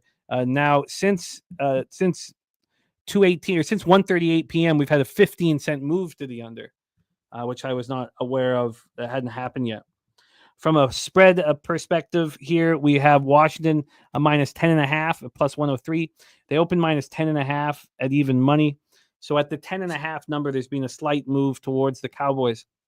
When we get to the cash flow, here for the Commanders spot. We have 67% of tickets to 86% of cash on the Commanders. We have 20% of tickets and 42% of the cash on the under. We'll start with the Cowboys. We won't talk about their passing offense just because it's very different now with Cooper Rush. But Cooper Rush did throw the ball 55 times and throw for 354 yards. So maybe I should just say they're 7th, 240.6 yards per game. The rushing offense is horrific. They're second worst, but to me, they're the worst, 81.7 yards per game. Their red zone offense, second worst in the league, 40% touchdown rate. Their third down offense, 25th, 35.6%. Their defense is being so bad. So here's another one. I guess this is the fourth team where I just didn't expect their defense to be quite this bad. Passing defense, 19th. They're allowing 214.7 yards per game through the air. Their rushing defense, 31st. They allow 151 yards per game on the ground. Their red zone defense is the worst in the NFL. They allow touchdowns 74.3% of the time. And their third down defense is 11th. They convert 35.3% of the time. They keep finding new lows. They come in off a short week after losing their 5th straight game, 34-10 at home to the Texans. They're the first team in NFL history. Listen, I mean, who would have thunk this, man? They're the first team in NFL history to trail by at least 20 points in 6 straight home games. Now, they're not home here. That includes the wild card playoff loss to Green Bay. Cooper Rush, 32-55 for 354 yards, touchdown and a pick. Also fumbled twice, was fortunate not to lose either of them. CeeDee Lamb caught 8 for 93. Kevontae Turpin caught 3 for 86. The rushing game just continues to struggle. Rico Dowdle, 10 carries for 28 yards to lead the ground attack. The reason why it's so interesting is because the two running backs that lead the league in rush yards were both free agent signings. Derrick Henry and Saquon Barkley, were both off-season pickups. And so to see the Cowboys so horrific, it didn't have to be that way. The defense continues to struggle. By the way, the Cowboys were 5 of 19 on 3rd and 4th down and failed in their lone red zone attempt. They couldn't stop the run. Joe Mixon ran 109 yards, 3 touchdowns. Pass rush was completely invisible. 1 sack, 1 quarterback hit. They did hold the Texans to 5 of 14 on 3rd and 4th down. They also held the Texans to 2 of 4 in the red zone. The Texans didn't really look that good. It's just the Cowboys looked horrific. Malik Hooker had an interception. And then the Cowboys lose Jake Ferguson to a concussion. They lose all-pro right guard Zach Martin and left guard Tyler Smith to ankle injuries. They're all listed as questionable for this week. Rush was sacked 5 times. He was sacked 3 times on the same possession when Martin and Smith got hurt. Also, defensive back Marquise Bell didn't return after hurting his shoulder, covering a kickoff. He's listed as questionable. Let's get into the Commanders. They're coming in off extra rest and prep after you made your biggest bet of the year, fading them. It was just very enjoyable. I got their team total under and cashed, but cashed on the side. But you really went for it, and I loved it. Passing offense 15th in the league for the Commanders. Rushing offense 6th. Red zone offense 13th, 56.5%. Third down offense 8th, 43%. Their passing defense 5th. They only allow 184.9 yards per game through the air, but they get destroyed on the ground, something the Cowboys are incapable of doing. 149.9 yards per game they allow. Their red zone defense is 27th. They allow touchdowns 66.7% of the time. Their third down defense 26th. They allow conversions 43.9% of the time. The 27th red zone defense, the 26th third down defense. I mean, don't you just want to fade this team so badly? And I hope we get more opportunities to fade them because everybody's so high on them. Mm-hmm. And that's why we were able to fade them so easily against the Eagles. They're coming off extra rest and prep, though. They fell 26-18 to the Eagles on Thursday night. They were outgained 434 to 264. Jaden Daniels continues to deal with the rib injury. He's rushed for 482 yards and 5.2 yards per carry this year. In the last 2 games, while dealing with the rib injury, and I know you took his rushing yards under 43.5. That was beautiful last week. In the last 2 games, while dealing with the rib injury, he's combined to run 10 times for 23 yards. That's it. Against the Eagles, he was 22 of 32 for 191 yards, touchdown, a pick. Eckler led receivers with 8 catches for 89 yards. Brian Robinson had 16 carries for 63 yards and a touchdown. He also caught a 9-yard pass. They were 3 of 12 on third down, but they did go 2 of 2 in the red zone. Pass rush finished with 2 sacks, 4 quarterback hits, but they couldn't get stops. The Eagles went 9 for 16 on third down. They did hold the Eagles to 1 of 3 in the red zone. Take it away for us here, Troy. Cowboys, Commanders in Landover, Maryland. This is another game that I wasn't very interested in getting too deep into because, as you said, I mean, I just got done fading this Commanders team on my biggest bet all season. Definitely more than what's reflected in my record at this point. And that should give you an idea of what I think about this Commanders team. I think they're overpriced. I think they're generally speaking a fade. And the Cowboys, they're at the complete opposite end of the spectrum. I mean, we're looking at the Commanders as a 10.5-point favorite over the Cowboys. And I know the Cowboys have been extremely bad, but I believe that this is the absolute floor for the Cowboys. This price is egregious. And the Commanders they're coming to balance as they've gone 0-2 and 0-2 ATS over the past 2 games. And especially considering Jane Daniels, they took 2 losses that they didn't need to take. Should have let that rib heal up. Now he's going to have a rib like mine that's poking out of his side because it's just calcifying over. Poor decision by the young lad. Poor decision. And I think both sides of the football for the Commanders are starting to show vulnerabilities. There's only one way to look in this game. There's no way I'm laying this 10.5 number with the Commanders. It does kind of look like the bookies are begging for Cowboys action at this point. But, I mean, double-digit road dogs in division has been very, very profitable over the past few years. Double-digit road dogs in division are 12-7 ATS. Actually, 12-7 ATS, only 2-19 straight up. And if the spread is between 10 and 11 exactly, 7-3 ATS, 2-10 straight up. And they're covering by margin in those samples. So, like, I believe that this game's a lot closer than the line's suggesting. And if I had any balls at all, I feel like a real freaking clown back in the Cowboys yesterday, to be honest. So I should probably get over that recency bias. And Jim, maybe you could push me over the top. I don't know if I can. I don't want Washington. I mean, it's Cowboys or pass. But then again, I used to be jealous of the Cowboys who didn't watch the football games. They just used their model. Their model would spit something out. They'd beat the market move and go out for dinner. And because we watched the Cowboys. A market move at this point. That shit. I don't know, man.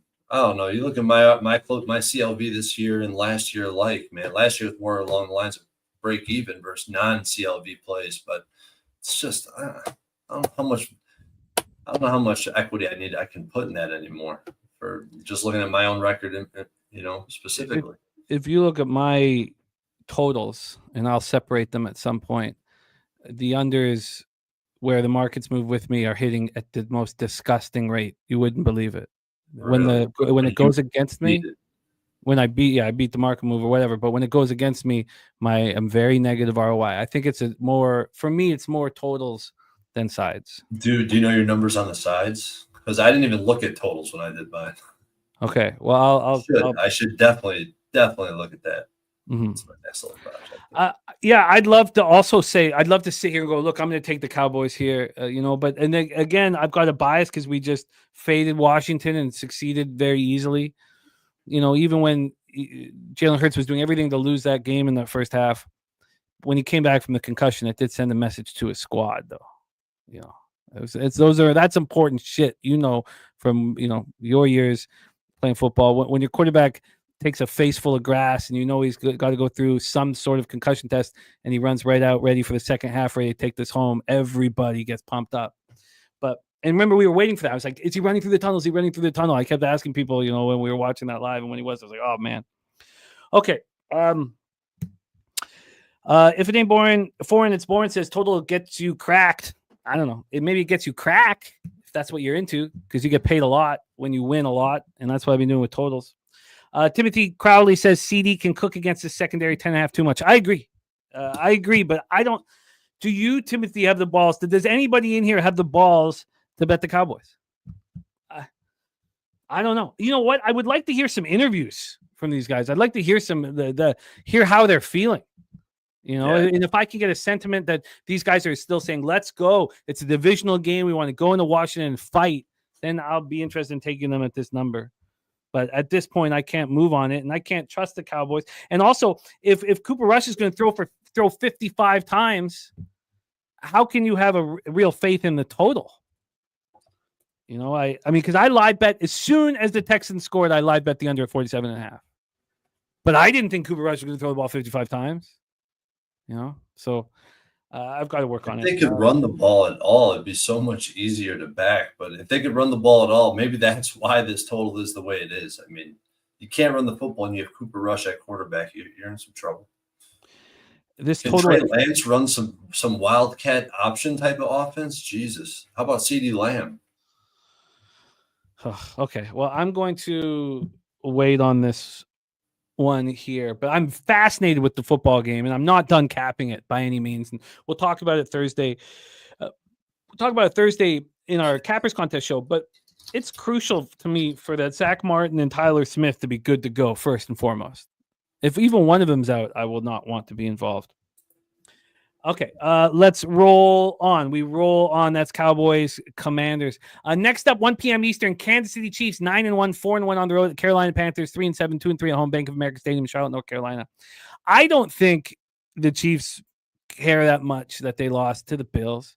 I think the Bills have beaten them, 4 straight in the regular season, but lost 3 straight in the playoffs. Not only that, Troy, I don't see this as a bounce back spot for the Chiefs. And it's just it kind of waved over me over the last 5 or 6 hours. I know LJ made a mortgage bet on the Lions first half against the Jaguars, and he's going to be making a big bet on the Chiefs first half. No, not a mortgage bet, but a big bet. Jim W. Putt says KC could win this game 30-0 without trying. I don't think so. I don't think that the Chiefs are going to get up for this game in Charlotte, North Carolina, despite coming off of a loss. And I could be so wrong here. Well, think about it. No, this is very important. I feel like this has to overshadow the entire cap. At that point right there is, are they going to be pissed off, or is the bottom fall out and they have a few games to relax and recoup? Because when you're undefeated, you have reason to continue to put up these efforts, right? These and to put up a winning effort and covering an 11-point spread in the NFL is a completely different thing. So when you lose a game after you've been on this massive win streak, I feel like you have a little bit of a downswing, especially ATS if you're running as 11-point favorite. I just don't see it. I mean, now they could get into the stadium and see 50,000 fans in red and be like, oh, something like that maybe. Because I find it much easier now. Again, we keep cashing while we're fading the Chiefs, and people keep coming in chat saying that's the dumbest thing you can do, fading the Chiefs, and we keep getting paid doing it. So let's start there. Now it's just 4 weeks, but let's start there. So I obviously I've got a bias because we're getting paid doing it. Then we have this total opening up at 42, moving to 43, so it's moving towards the over. On the point spread here, we have Carolina plus 11 at minus 115. They open plus 11 at minus 106. The line's moving towards Carolina.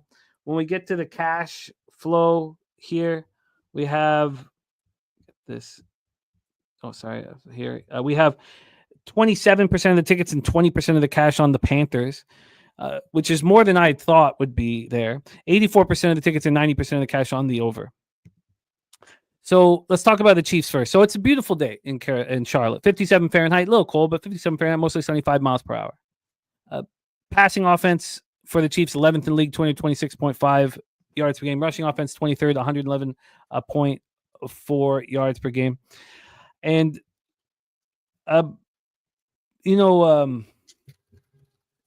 everybody thinking that this is just so easy that the Chiefs are just going to bounce back and smash the Panthers off of a bye of 1-2 straight and actually feel good about themselves. I just disagree.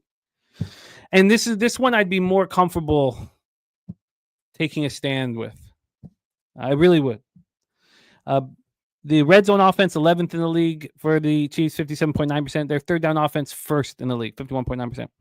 Their defense, pass defense, 17th in the league. They allow 212.2 yards per game through the air. Rush defense, third at 85.3. And we have a red zone defense 15th at 56.3% and third down defense 21st, 41%. The Chiefs coming off their first loss of the season, a 30-21 setback at Buffalo. They'd won 15 straight, including the playoffs. They were outgained 366 to 259. That 259 yards of offense is a season low. Mahomes is 23 of 33 for 196 yards, 3 touchdowns, 2 picks. He hasn't been that good this year. I know he's capable of being phenomenal. Xavier Worthy caught 4 for 61 a touchdown. Kareem Hunt ran 14 for 60. I mean, if Pacheco comes back, they're going to want to work Pacheco in. They're going to want to just make sure everyone leaves healthy. Now they were a perfect 3 of 3 in the red zone, but the defense couldn't get stops when it mattered most. Bills finished 9 of 15 on third down, went 3 of 4 in the red zone. The pass rush was weak and didn't record a sack. They did get 4 quarterback hits, and Connor had that interception. I mean, how many people told us that we were just complete idiots last week? I mean, we people lining up to tell us how stupid we were for being on the Bills nonstop all week, nonstop. This might be even stupider, but 4 weeks in a row the Chiefs have not covered, and everyone just expects them to. I just don't. Is there motivation to bounce back on the road against the worst team in the league? I don't know if there is. I really don't. And let's talk about this worst team in the league right now. The Panthers passing offense, 31st, 170.7 yards per game they put up, but it's getting a little better. Rushing offense, 24th, but Chuba's playing really well right now. Just signed a big contract. Red zone offense, 5th in the league. It's been good all year, surprisingly. I can't really explain that. Maybe it's just they're not there very often.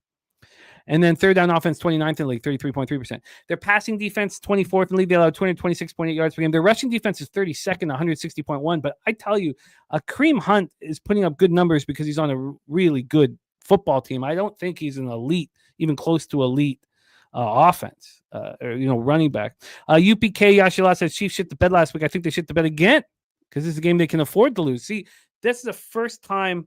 Thank you, Slatsy. I needed to hear that so badly. I almost live bet them a couple times and I didn't, but still, that's important. Thank you, Slatsy. That's the first time I've heard anybody say that, what UPK Yashila is saying. And this is what waved over me all day. I kept coming back to this game when I was trying to cap on their games because I was like, you know what? I don't know if I have the balls, but maybe I will after breaking this down. The red zone defense, horrific, 27, 66.7%. Third down defense, 32nd, worst in the league, 48.1% conversion rate for the opposition. But they coming off their bye week. Listen to the difference of what's going on right now. They were last year in 2017 overtime victory in Munich. Bryce Young, 15 for 25 for 126 yards through a touchdown pass to Jatavian Sanders. He's won consecutive games now for the first time in his brief career. Panthers won consecutive times for the first time since late in 2022. So, in the 3 games that he's been back for, and we talked about the same thing with AR Rising. I love it when these quarterbacks with a ton of potential get a chance to sit and watch someone do things average because you see what they're doing right, you see what they're doing wrong, and you try to fix it. In the 3 games that he's come back for, he's 55 of 88, 521 yards, 4 touchdowns, and 3 interceptions. And maybe you're like, that's not very good. But in the first 2 starts of the year, he was 31 of 56 for 225 yards, 3 picks, and no TD passes. Chuba Hubbard gets a 4-year contract. He feels good about himself. He ran 28 times for 153 yards in the touchdown. He has 818 yards rushing this year and 6 touchdowns. He's averaging 5.1 a carry. The run defense is a huge problem, but if it's Pacheco, I'd be worried. But Kareem Hunt, I don't know if he's capable of putting up monster numbers. I really don't. The Giants put up 167 yards on the ground, 34 carries, 2 touchdowns. But this is what I talked about. I talked about DJ Wanham coming back. I talked about that. He came back, and he was big, and he gives this team a boost. And then Josie Jewell, their free agent pickup. In Germany, 6 tackles, 1 for a loss, an interception, a fumble recovery that led to the winning kick. They also have Jonathan Brooks. I mean, he was the highest drafted running back this past year. He's going to be coming back. I mean, this game means something to the Panthers. Does it really mean something to the Chiefs? I can't wait to hear your breakdown. Take it away, Troy. I mean, there's not a lot to dig into. We just strung 3 of the ugliest games on the board back to back to back. But as you probably know, I was waiting to talk this out with you, and you just turned me into a bull. So much so that I bet the Panthers plus 11 minus 110 as you were giving your pitch. If the pitch is what you think it is. We faded this KC team 4 weeks in a row. We've been printing because of it. Should we go back to the well? You can make a case that this isn't the best time to go back to the well. But KC hasn't won by more than 10 points on the road in 2 years, and only one time in 3 years. This definitely hasn't been their MO as big road favorites. And the Panthers, on the other hand, I don't think they're necessarily in a comfortable situation, but are they ever? But thinking about it a little bit deeper, I think there's another layer that makes me like it a little bit. Coming off 2 wins versus cupcake competition in a bye week. So you had a full bye week to sit on all that clout that you got for the 2 wins. That how long has it been since the Panthers have won 2 games with with the quarterback that they drafted, right? It's a really good feeling, and typically you'd want to fade that situation.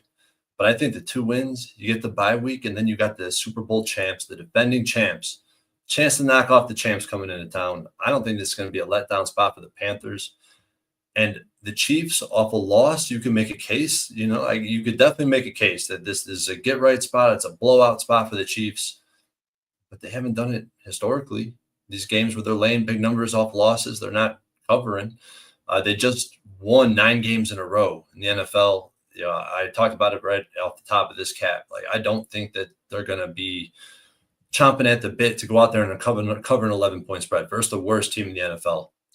I think the Panthers are the right side, and the history bears that to be true. Non-divisional home dogs. So if you notice, I bet home favorites of 10 or more this season. I've cashed both of them. But when you got a non-divisional home dog of 10 or more, it's a different situation. And that speaks to the psychology of this matchup as well. That's another reason you like the Panthers in this situation. Non-divisional home dogs of 10 or more, 8-2 ATS, 2-10 straight up. It definitely leans to the over, 7-4 to the over. But if the market's moving towards the under, 4-0 ATS. And if the market's moving towards the home team, also a 5-0 ATS trend. So I'm on the Panthers, plus 11, minus 110. This is their Super Bowl. Off of a bye, and I don't care that the Chiefs just lost. I don't even think they care that much. Really. I mean, sure, they want to go perfect, but Bills have beat them 4 straight in the regular season. Do they care? Does it look like they care when it comes to playoff time? Okay, let me ask you this. What is your prediction, Troy, of the line come kickoff? Line's going to be 10 juice to the Chiefs. Flat 10 juice to the Chiefs. Yeah, I'll give you a better prediction of that right now. I haven't thought about that, but I definitely want to get in it before it hits 10. That's for sure. But I'll give you a little bit better on that if you want to come back to me. Dougie Y says, why would the Chiefs care the rest of the way? The Chiefs will prioritize health. Wager Detective says, KC going back home. Over game, they're not going back home. This is Bank of America Stadium in Charlotte, North Carolina. And yes, Jim, Bryce is still their quarterback. Okay, well, you've given me the confidence here. I can't. It's like, you put your friend in a vulnerable situation. You better back them the fuck up, And I think that I might have just done that, unfortunately. So I'm gonna have to back you up. Okay, here you go. Oh, Jim, yeah, they care about winning the football game. I mean, I'm not saying that they're not going to try and go in and lose. Just do they care about winning by margin, Jim? What were you say, Troy? There's only been 3 games where the spread is open between 10.5 and 11.5. We could open that up, but there's only been 3. All of them have moved toward the home team. And how long has that been? 3 games and how many years? 3 years. Okay. 3 years. So we have 3 years of data on this. All of them moved towards the home team, and 2 of them closed below 10. 1 closed at 10. If you open it up to 13, all of these games have moved towards the home team. So, and the home team's 5-1 ATS in the sample. And you can't really find a sample based on opens or closes that don't favor especially out of division. That's where you really see the split. Huh. Okay. Saturated says the Panthers run game will be shut down. I agree. I wonder if, honestly, I wonder if the under should be bet as well in this one. Let's just take one. Okay, I know we're taking too long in this game. We'll move on here. I just wanted to take one last look here. So the Chiefs come in off the loss. They have another cupcake on deck at home in the Raiders. The game that matters is, I guess, the Chargers game. And then they close the year playing at Denver, which matters. They also go to Pittsburgh before the season ends. I'm interested in joining you. I'm just not sold on this immediate bounce back here. I mean, we know that they're the team to beat. We know that. 2-time defending Super Bowl champions. I don't know if it's here. I'm going to join you. 2-time Super Bowl defending champions that profile more like an average football team. If you look at the advanced metrics, if you watch the film, then you're getting 11 points. They're 9-1. Oh, we know that their quarterback is a superstar. He wasn't quite played like one, but he's an absolute superstar. And their coach is phenomenal. So we know that there's there's a reason why they're the 2-time defending champions. All right, Troy's moved on to Panthers, and I'm going to have to join him there. Harold Williams giving us a final score 23-16. I'm surprised that some people have supported this. I thought I was just going to be all alone with it, but I kept going back to this thought here. All right, let's roll on. Next up for us, 1 p.m. Eastern, Tennessee Titans 2-8, 1-4 on the road. The Houston Texans 7-4, 4-1 at home, Energy Stadium in Houston, Texas. I remember talking to you guys about the Titans and how I wanted to get in on them. I loved their offseason moves and all that, and then they fell apart, and Will Levis was horrific, and I lost 3 bets in a row, and I haven't been around them except betting unders with them. I don't think the Texans are that good, and maybe they will be by the end of the year, and getting Nico Collins back, get him healthy, get rolling again, maybe. But I don't think they've looked that good over the last little while. But I don't want Tennessee. But I think that unders are in play anytime the Titans are playing right now. This opened up at 9, -9, -106, now -9 plus 101. We have a slight move towards the Titans at this number. On the total, we have a 41 juice to the over. This has come down from 42. So it is a sort of 41.5. This opened up at 42 this morning at 9:48 a.m. At 10:34 a.m., it had moved down to 41 already. So since then, it's been kind of bet towards the over. But that's a real fast move for a book that I guess respected the action that was coming in on the under. And these Titans unders have been cashing really easily, and nothing's easy in this. 20% of the tickets, 10% of the cash on the Titans, 82% of the tickets, 67% cash on the over, 18% of the tickets, and 33% cash on the under. That's pretty nice. Pretty nice. Start with the Titans here. Passing offense, 29th, 178.4 yards per game. Rushing offense, 18th, 117 yards per game. Their red zone offense has been horrible this year, 28. They score touchdowns 48.3% of the time. Their third down offense has been bad as well, 28, converting 33.6% of the time. The Titans' pass defense is allows the least amount of yards, but I don't put too much stock into that, honestly. It's just because, you get up with an early lead. The Titans can't hurt you. You don't want to make mistakes. You don't take risks. But their rush defense is 12, 113.4 yards per game. Their red zone defense, 27, 66.7% of the time. And their third down defense is third. And that's another thing. I just don't think people are taking risks at all on third down against them because they're such a weak opposition. The Titans come in off a 23-13 loss at home to the Vikings. Will Levis threw a 98-yard touchdown pass to Nick Westbrook-Akine, but that served as a lone Titan highlight. Levis was 17-31, but for 295 yards, a touchdown, a pick. Akine caught 2 passes for 117 yards, a touchdown. Calvin Ridley caught 4 for 58. The ground game was abysmal. Tony Pollard's been really good this year, but Pollard and Tyjae Spears combined to run 12 times for just 15 yards, and Spears is now in concussion protocol. The Titans had just 11 first downs, went 6 of 17 on third and fourth down, just one failed attempt in the red zone. The defense was strong and tried to keep the Titans in it, held the Vikings to 5-14 on third down and just 4.7 yards per play. But we don't think the Vikings offense is that good. I know that Justin Jefferson is amazing, but generally, I don't think that's too big of a deal. It's not some sort of statement that the Titans are a really good defense. They did allow the Vikings to go 2 for 2 in the red zone. Pass rush finished with 2 sacks and 4 quarterback hits. Linebacker Jack Gibbons broke his ankle. It looks like he's done for the season. L'Jarius Sneed is not playing in Week 12. Now, Callahan says he's getting closer to returning. This is a quad issue from Week 6. Let's talk about these Houston Texans here, coming in off a short week after demolishing the Cowboys 34-10 on Monday night. 14th passing offense, 221.5 yards per game. 13th rushing offense, 121.4. Red zone offense, 19th at 55.3. Third down offense, 17th at 38.2%. That's a pretty average, middling offense. Their pass defense, they're 6th. They only allow 188.3 yards per game through the air. On their 9th rush defense, allowing 108.8. The red zone defense is 5th worst in the league. They're allowing touchdowns 66.7% of the time. Their third down defense is 12th.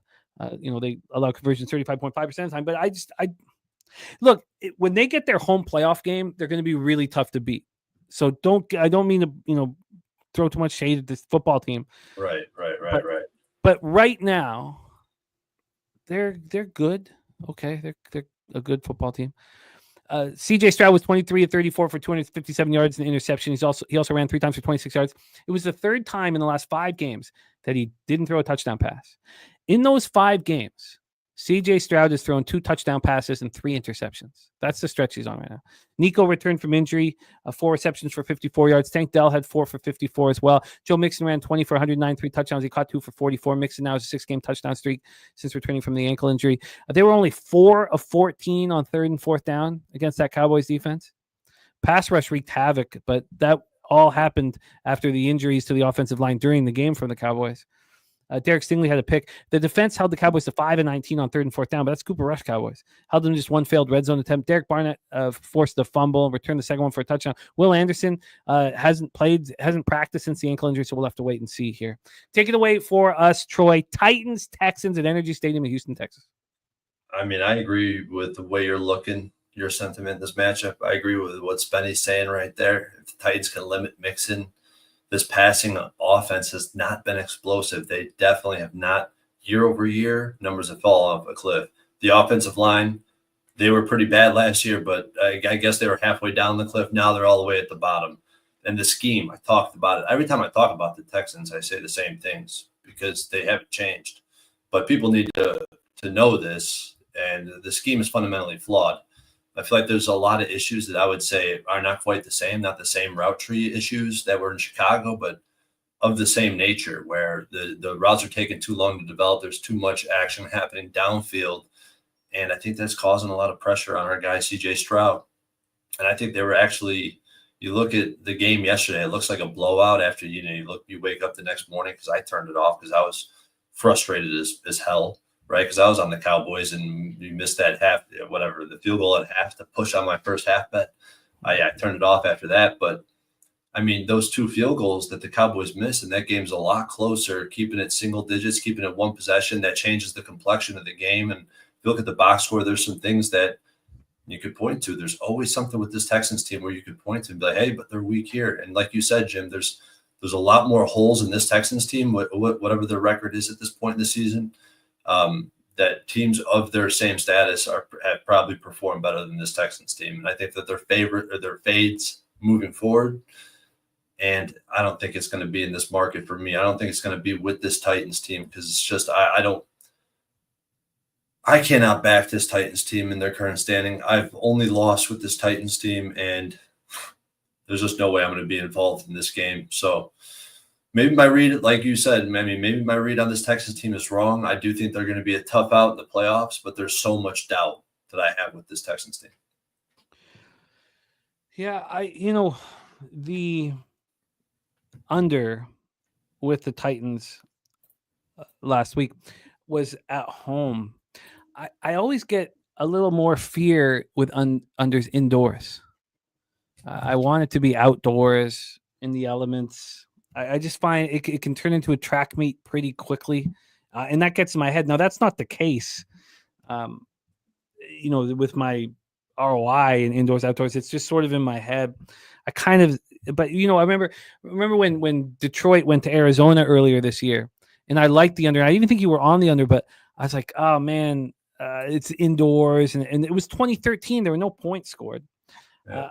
I think that Harold Williams says Texans probably one and done. It's not going to be easy to go into Houston and win in that first round of the playoffs.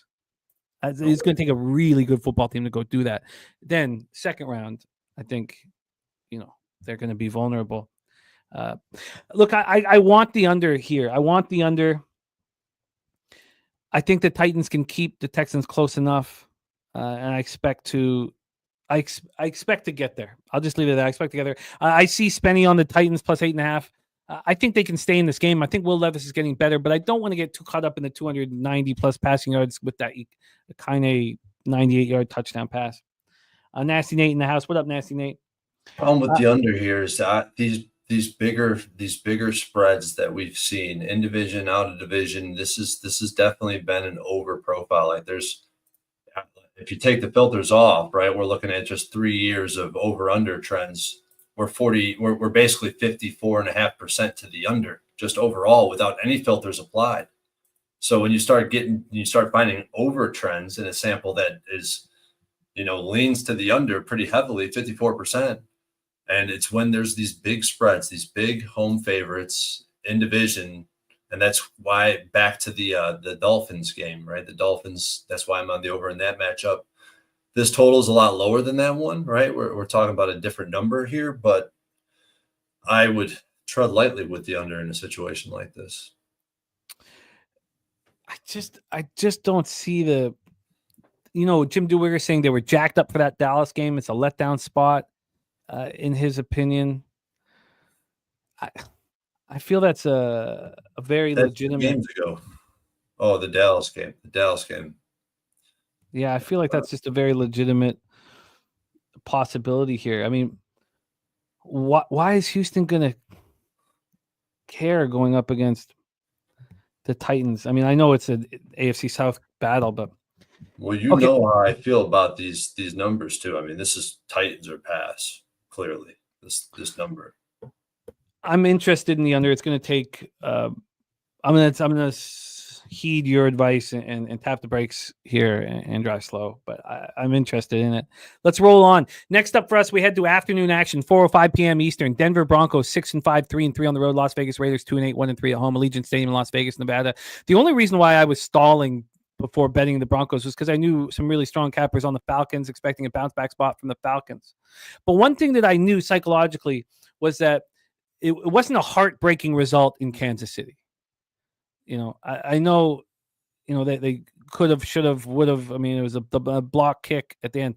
But the fact that they can go into Kansas City and play him so tough with this rookie quarterback, and that there are clear signs this team is rolling and getting better, I didn't think it was going to be a letdown spot. Now they smash and grab Atlanta, and Bo Nix goes off for 307 yards, 4 touchdown passes. We'll go into how special it was. Now I don't know exactly what is going to happen because the Raiders are building something with, Scott Turner coming in, Norv's son, and Norv coming in as well. Let's talk about the spot here. The total is at 40.5, which is surprisingly low. Now it's not low if you look at their season-long statistics, but if you're looking at what they've been doing just recently, I think it's low. There's been 4 cents of movement to the over, just 4 cents of movement. On the spread, we have Denver is 5-point favorites. They open up -4. They're now -5, and that 5 is juiced, 5.5s on lots of boards. When we get to the cash flow for this one, we have 77% of tickets and 95% of cash on the Broncos, 84% of tickets and 78% of cash on the over. And Jim Dewigger on the Raiders +5.5. Wager Detective saying the 5.5 looks juicy. Omar saying that the Broncos are the better team by far. Raiders always play tough until the 4th and then fold like an accordion. Jim W. Putt says without Crosby, Raiders would be 0-10. So here we go. Broncos. We'll start with them. Passing offense, 25th in the league, 196.5 yards per game. That's improving quickly. Rushing offense, 20th in the league, 116 yards per game. Javonte Williams, sometimes he looks good. I think Beatty was the guy I wanted to see running, and I know Estime is also getting a lot of run. Red zone offense, 10th in the league, 58.3%. Third down offense, 20th in the league at 37%. Passing defense, 7th in the league. They allow 190.7 yards per game. Rush defense, 6th. They allow 98.6 yards per game on the ground. Their red zone defense, 3rd, 42.9%. Their third down defense, 15th, allowing conversions 37% of the time. But that red zone defense, 3rd in the league, is a big deal, 42.9%. Broncos coming off a dominant 38-6 victory at home over the Falcons. They outgained them 400 to 226.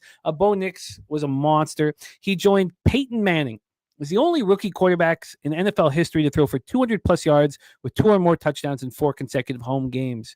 And he joined Dak Prescott in 2016. He's the only rookie to post 4 games with 70% or better completion rate with multiple touchdowns and no interceptions. That's what he's doing. He's rolling. Cortland Sutton caught 7 for 78. Devon Villay caught 4 for 66. Javonte Williams ran 9 times for 59. 6 players combined to run 26 times for 105 yards. Broncos went 7-12 on 3rd and 4th down, 4-4 in the red zone. The defense looked very good. Held the Falcons to 4 yards per play and only 1 failed attempt in the red zone. Held them to 4-13 on 3rd down. Pass rush looked strong. Finished with 4 sacks, 6 quarterback hits. Cody Barton had an interception. And Brandon Jones, their safety, he's the guy who replaced Simmons through free agency. He was ruled out with the abdomen injury, so Devon Key came in. So we got to keep an eye on Brandon Jones. Let's talk about the Raiders. huge moves during their bye week, and they came in and looked pretty good. Their passing offense has been fine this year, though. 209.8 yards per game. Their rushing offense is horrific. I mean, we've seen if you don't have a very strong passing game, then you're rushing. If you got to have a rushing attack, we're seeing what happens with Dowdle and the Cowboys, and the same thing happens here with the Raiders. Their red zone offense 15th in the league, third down offense 24th. It's a weak offense. Passing defense 11th, rush defense 15th, red zone defense 26th, third down defense 22nd. During their bye week, as we talked about last week, they fired Luke Getsy, James Craig, and Rich Scandrello. They add in Norv Turner to the coaching staff as senior advisor. They make Scott Turner the interim offensive coordinator and Joe Philbin as interim offensive line coach. And in the first game with Scott Turner in charge, the offense looked much better. And we talked about it in the Dolphins game. They were only outgained 353 to 328 by the Dolphins. They scored on 4 of their 7 drives. It's just their defense is so weak. The Dolphins were having these enormously long drives. The difference was in the red zone. The Raiders were just 1-3, Dolphins 3-4. That was where the game was won. It was the first game since Minshew was benched for Desmond Ridder, and he played well. 30 of 43 for 282 yards, 2 touchdowns, 1 interception. Brock Bowers is an absolute monster, 13 catches for 126 yards in the touchdown. And it's in Turner's first game. They were more creative with their anemic rushing attack. 7 different players had carries. They combined 16 carries for 60 yards. I know it's not great, but they went 10 of 16 on 3rd and 4th down. Their defense couldn't get stops. Dolphins combined to go 10 of 14 on 3rd and 4th down. Dolphins, won the time of possession battle 33-12 to 26-48. The pass rush is quiet once again. We know what happens. You double Max Crosby and no one else can hurt you. They combined for 2 sacks, and those are only 2 quarterback hits. So Jacorian Bennett also left their cornerback in the second quarter. He's got a shoulder injury. The Wednesday injury report will be telling there. But running backs Zamir White and Alexander Madison both left the game. Zamir White with the quad, Madison with the ankle injury. This is an already bad rushing attack. So we need to hear if those guys are healthy. And if they aren't, even if this is a letdown spot for the Broncos, now there's tape on what the Raiders are doing. I can't wait to hear your breakdown. Take it away. Broncos, Raiders at Allegiant Stadium. I agree with a lot of the sentiment in the chat. I think the Broncos team is starting to put this league on notice about what this team could be, what Bo Nix could be, because his advanced metrics, there's drastic splits if you look at Bo Nix weeks 1 through 5 and weeks 5 through 11. He just put up 9.3 yards per attempt with 0 turnover-worthy plays. He did not look out of sorts. I know that was against no pass rush, and it was a perfect environment for him to thrive, to thrive. So, but take that for what it is, but that was impressive what he was able to do, because I did have the Falcons on a teaser, and I got freaking burned, and I knew it was a bad line pretty much as soon as I watched the first 2 possessions. But so that was good work by you, Jim. And defensively, this Broncos team, well, first of all, I want to say one more thing about their offense, because this offensive line pass blocks for Bo Nix so well. And he's like, you could tell his growth in the pocket. They put his feet to the fire. I talked about it from like the second week of the season, that they just threw him out there and threw him into the most dangerous and, the highly volatile situations to have him grow as fast as possible.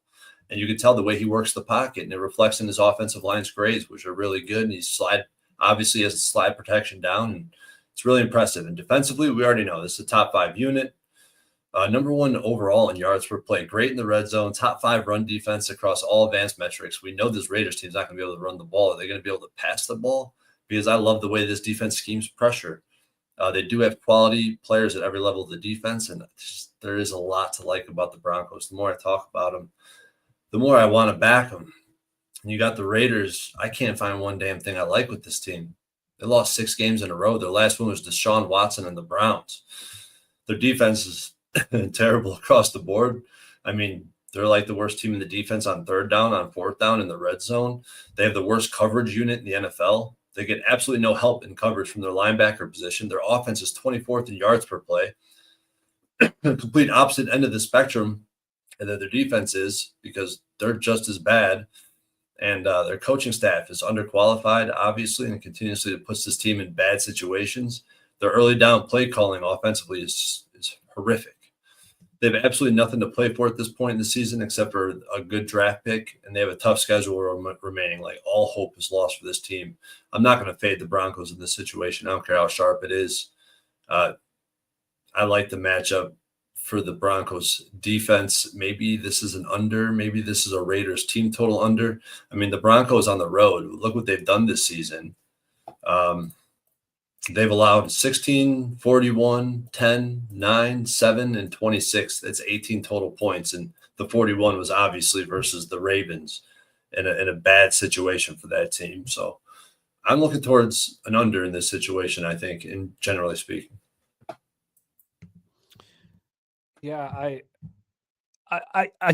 I'm not going to move on the under. And the reasoning is that they're with Scott Turner trying to prove himself, his old man helping him. I think they're, they have a lot of knowledge and they're trying.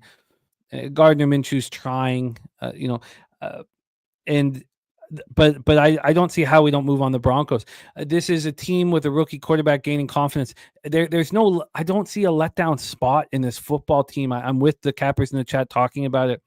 I don't want to get too caught up in what we just saw last week, but this is a team that's in a division game in Las Vegas. People care about them. We're gonna be a wild card team. We're gonna make the playoffs. We put the fear into the 2-time defending Super Bowl champions. I just think that they're gonna win, and they're gonna win by margin, and we should bet them as soon as possible. And this will be a 6.5 come kickoff. That's what I think. So that will be my plan. But I'm gonna leave the totals alone in this one. Mac Beaver said, I don't believe players tank, but management does. Mac Beavers, it's a little different in NFL because of the violence. Are you going to come back from your injury, or are you going to fight through an injury? That's the question, because it's such a violent sport. Are you going to risk your future for a team that may or may not care about you? Bob, it's great to see you. Great to see you, man. Great to see you. Okay, let's roll on. That is Broncos Raiders. I'm going to be moving on the Broncos here. A public spot. We'll have to deal with it. Let's roll on. Next up for us, 4:25 p.m. Eastern, San Francisco 49ers, 5-5, 2-2 on the road at the Green Bay Packers, 7-3, 3-2 at home at Lambeau Field in Green Bay, Wisconsin, 43 Fahrenheit, cloudy, 9 miles per hour. It's funny. We see the Chiefs play, and I'm like, God, they're just, are they that good? I think the same thing about the Green Bay Packers. I'm like, really? Now, I know that they have weapons, and that young wide receiving core that was, all the drops last year is dangerous. And Jordan Love's going to throw the ball all over the place. But I still am not entirely sure what to do with the Niners. We need Dre Greenlaw back so badly, but they've already told us, John Lynch has told us that he's going to practice for a couple weeks before he's coming back. So, but this, it just keeps taking hits. Tatum Bethune left the game in the first quarter. He has a sprained MCL, so he's going to be out for a while. The defense is just taking so many hits, and I don't know exactly what the Niners are going to do. Dougie White says we done. I tell you, I don't believe that at all. I don't believe that. The 49ers are capable of beating good football teams. No, there's no way they're going to. It's very unlikely for them to make some sort of serious major run. But, I think we're going to have a lot of value backing them as we move forward. We've already heard from Ron Crawford. Ron Crawford, this is the spreadsheet play of the day in the NFL, the San Francisco 49ers. We have Harold Williams at the early lean to the Niners. We got Ziggy Balls on the 49ers. Let's get into the line history here for this one. We have the 49ers +2 at even money. They opened up +1.5. So we have the Packers moving from -1.5 to -2.5, and that's juice. So it looks like we'll see a 3. That's probably not something you want to get in front of. From a total standpoint, we have a 47. This opened up at 47.5. It got up to 48.5, and then it dropped. It dropped to 2:43 p.m. today, a 1.5 drop, a big one, down to 47. So a half-point move towards the under. When we get into the cash flow here, 80% of the tickets, 86% of the cash is on the San Francisco 49ers. That makes me uncomfortable. The line's clearly moving towards the Packers. 28% of tickets, 37% cash on the under. We saw that drop today. So we're Lambeau Field, 43 Fahrenheit, cloudy, 9 miles per hour. We'll start with the Niners. Passing offense, 4th, 251.1 yards per game. But Brock Purdy didn't look good last week, and he's clearly hurting. Rushing offense, 7th, 147.8 yards per game. Red zone offense, 26th, 48.8% cash rate. And that's a problem. This red zone's been a problem all year, and injuries have hurt. Now CMC's back, but Kittle's gone.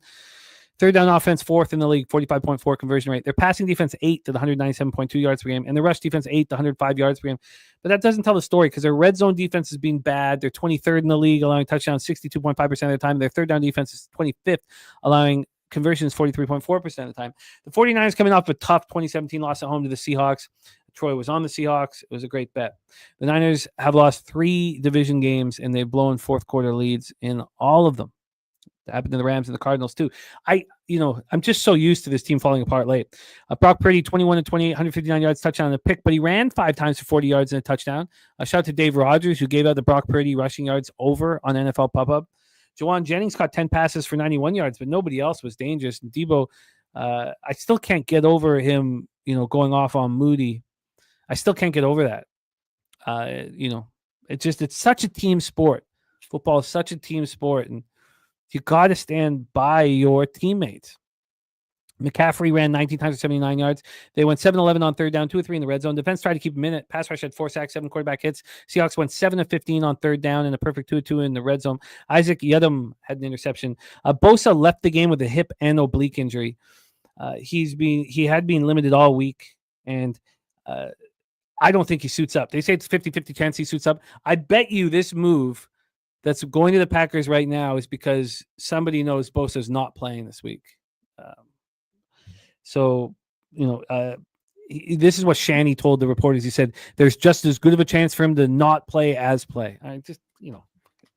He's not playing. He's not playing. George Kittle missed another game after being questionable with a hamstring injury. I really think this line is telling us all we need to know. Greenlaw's not coming back. I think this line is telling us all we need to know with the public still in San Francisco. Let's talk about the Packers. Passing offense, 9th in the league, 37.7 yards per game. Rushing offense, 4th, 149.9. Red zone offense, 27th, 48.7%. Third down offense, 22nd. They convert 36.6% of the time. Their pass defense, 13th, 207.5. They're very middling defense. Rush defense, 14th. It's getting worse. Rush defense, 14th. They allow 119.6 yards per game on the ground. Red zone defense, 19th. They allow touchdowns 58.8% of the time. Third down defense, 13th. Allowing conversions 36.1% of the time. They come off a crucial 2019 win at home over the Bears. They beat the Bears for the 11th straight time. Packers have beaten the Bears 26 of their last 29 meetings. Carl Brooks blocked the Cairo Santos kick from 46 yards out as time expired. Jordan Love, 13-17, but 261 yards and a touchdown and a pick. 11 interceptions, that leads the league and matches his total from last year. He ran 4 times for 18 yards and a touchdown. Christian Watson had 4 catches for a career high 150 yards. Josh Jacobs cashed my player prop on him. When you go over the game, I probably should have took rushing receiving, but he ran 18 times for 76 yards and a touchdown. I got in at 68.5. It closed at, when we did NFL Pub-Up, it was at 73.5. He went for 76 and touchdown. He caught 4 passes for 58 yards.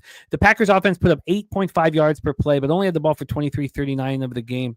They only had 5 third down opportunities and only converted once. The defense allowed an offense with a brand new coordinator to dominate time of possession, 12-19 on third and fourth down combined.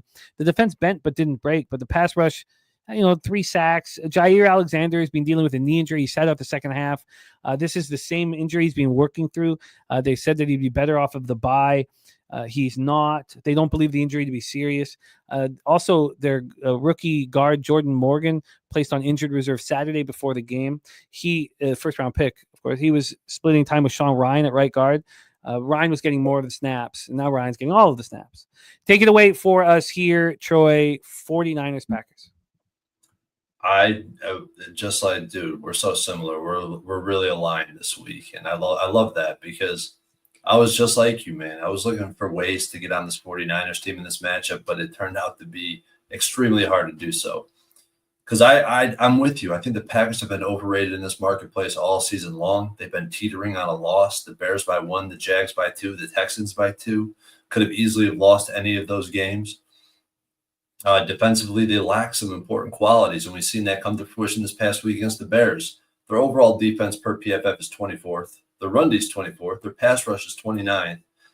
They do get some schemed pressure. I do like what they do with their stunts on the defensive line, but the coverage is really their only redeeming quality. And that's definitely going to play a factor in this matchup. They allowed the Bears to run for 5.3 yards per carry. This is one of the worst rushing attacks in all of football. They did good against the Lions, right? Only 3.9 yards per carry against the Lions is pretty good for this Packers team. Well, I mean, in a torrential downpour, when you know the run's going to come, I mean, it's easy to stop if you know it's coming. Offensively, I mean, they're relying on the scheme more than they're relying on Jordan Love. Both of these quarterbacks, actually, for both of these teams, are facing massive regression after huge seasons they put up last year. Jordan Love, 16-11 touchdown interception ratio. Last year, he was 3-1. It was like 32-10.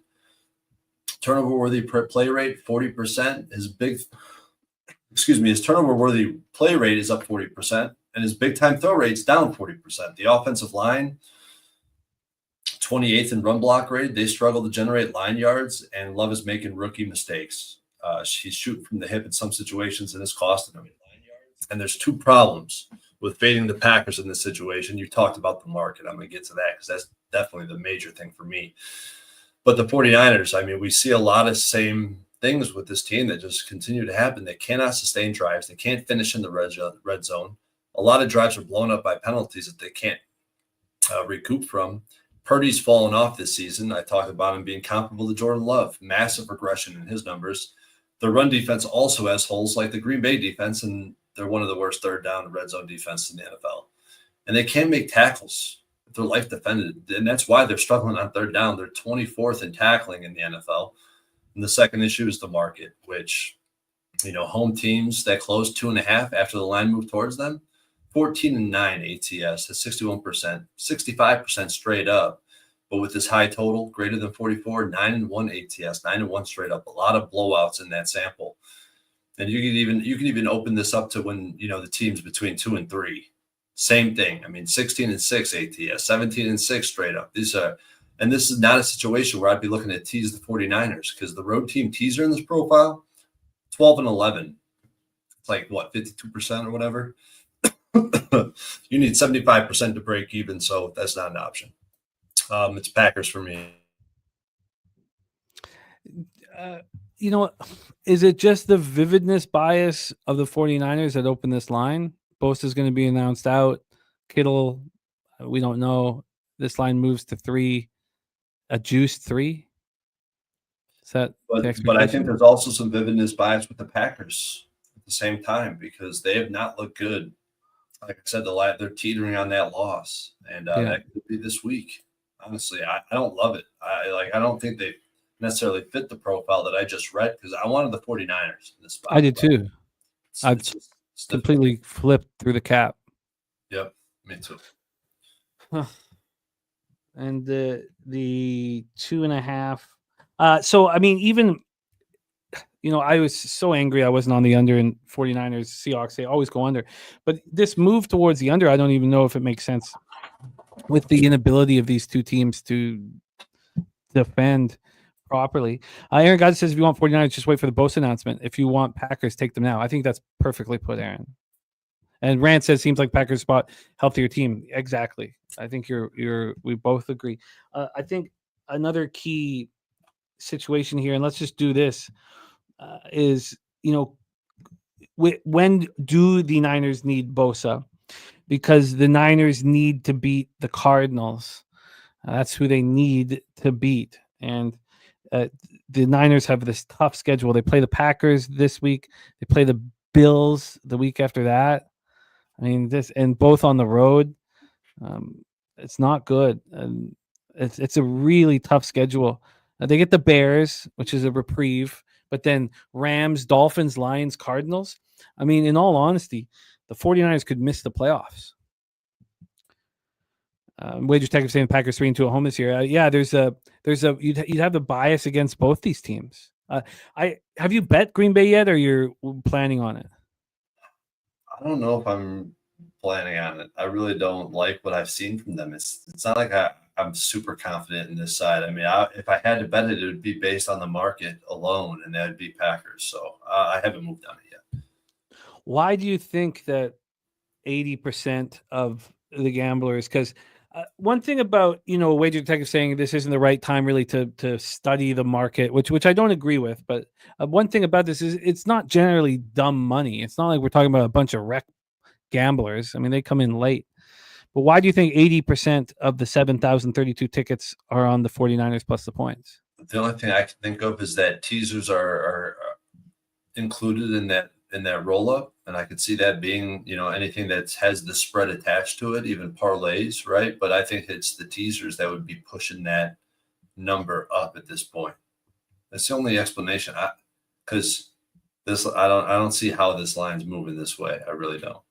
And Omer Love in the under here, when you talked about the inability for these two defenses to defend the run, I know that means the clock will be ticking, but also is favorable to play action and things of that nature, and Green Bay is very good at that. Would that keep you off the under? It's going to keep me off the under, absolutely. Even though I do see trends towards the under, I can't trust these defenses. But then again, both teams fail in the red zone, so it's like there's just too many counterparts to anything that and any angle I see. God, and then they go into Buffalo next week. This is not a good time for 49er fans. I'm very interested in the Packers, and I've flipped, and I almost never do that. So I'm going to have to decide whether or not I bet it tonight. We move on. 4:25 p.m. Eastern. Arizona Cardinals 6-4, 2-2 on the road at the Seattle Seahawks, 5-5, 2-4 at home at Lumen Field in Seattle, Washington. It's just a chance of showers right now. Sunday at 1:25 Pacific, 4:25 Eastern, but it's raining all week. So keep an eye on the weather there. This is the one day of the week where it's not full rain, but there still could be. So it's very important to keep an eye on the weather here in Seattle. Let's go over the line history here. This total's at 48, juice to the under at -118. This opened up at 48 at a pick'em. So there's been an 11-cent move to the under. Let's get into the point spread here.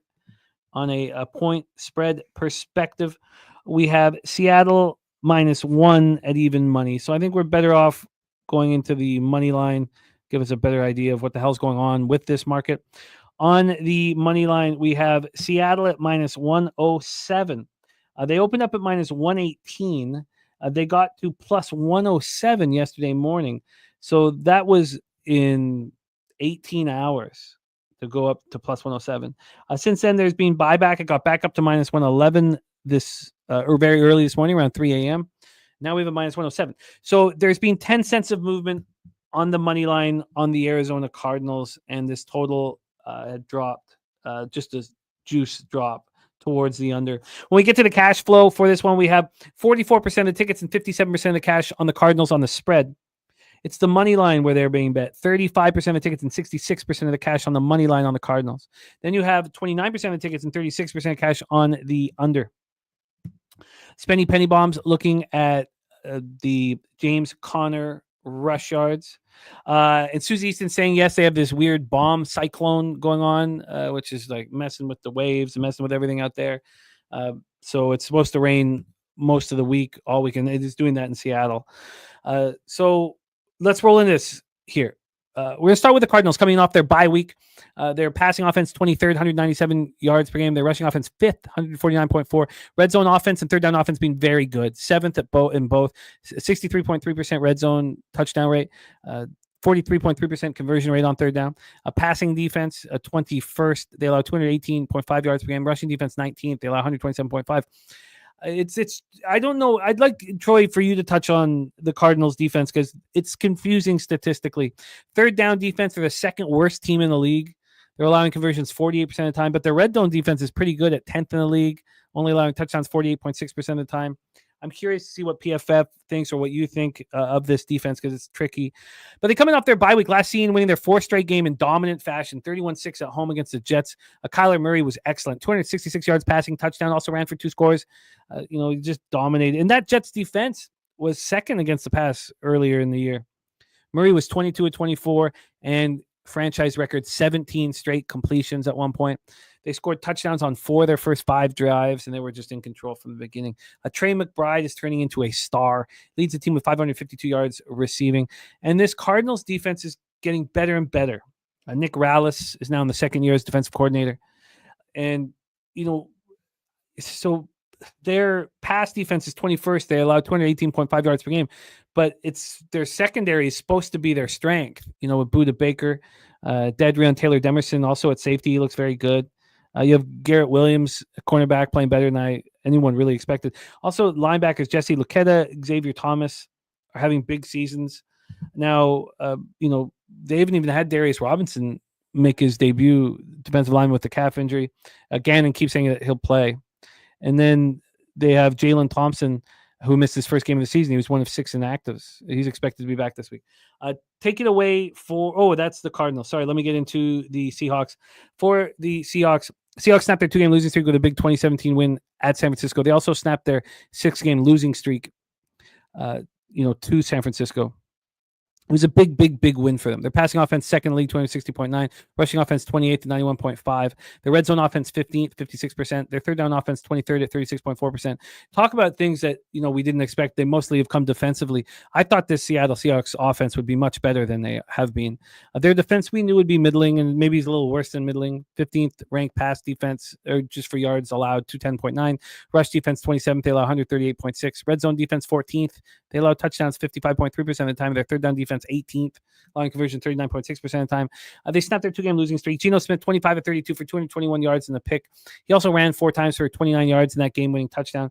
Jackson Smith Najigba caught 10 passes for 110 yards. DK Metcalf caught 7 for 70. Kenneth Walker ran 14 times for 54 yards and touchdown, caught 2 for 5 yards. Offense went 7 of 15 on third and fourth down, was a perfect 2 of 2 in the red zone. The defense bent but didn't break. The Niners were 7 for 11 on third down. And I know they're a very good third down team, even without Kittle. 2 of 3 in the red zone, but the Niners only averaged 4.9 yards per play. Pass rush finished with 2 sacks, 4 quarterback hits. Jonathan Hankins had an interception. Laviska Shenault left the game with a oblique injury. We'll have to see. I mean, he's not that big part of the offense. Cornerback D. Williams also left the game with an injury, an ankle injury.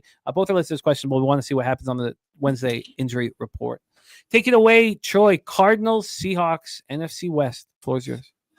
Yeah, it sounded weird when you mentioned that I had backed the Seahawks, because this is the first time I backed the Seahawks in 2 years. The 2 years I've done this show, you won't find anything on my resume that says Seahawks on it. So I felt very strong about that situation because of the market last week, and I could line up some of the X's and O's and off the bye week. But once again, in this situation, in this division, I think it's great to look at the market situation, because I think this number is short, clearly short for a reason.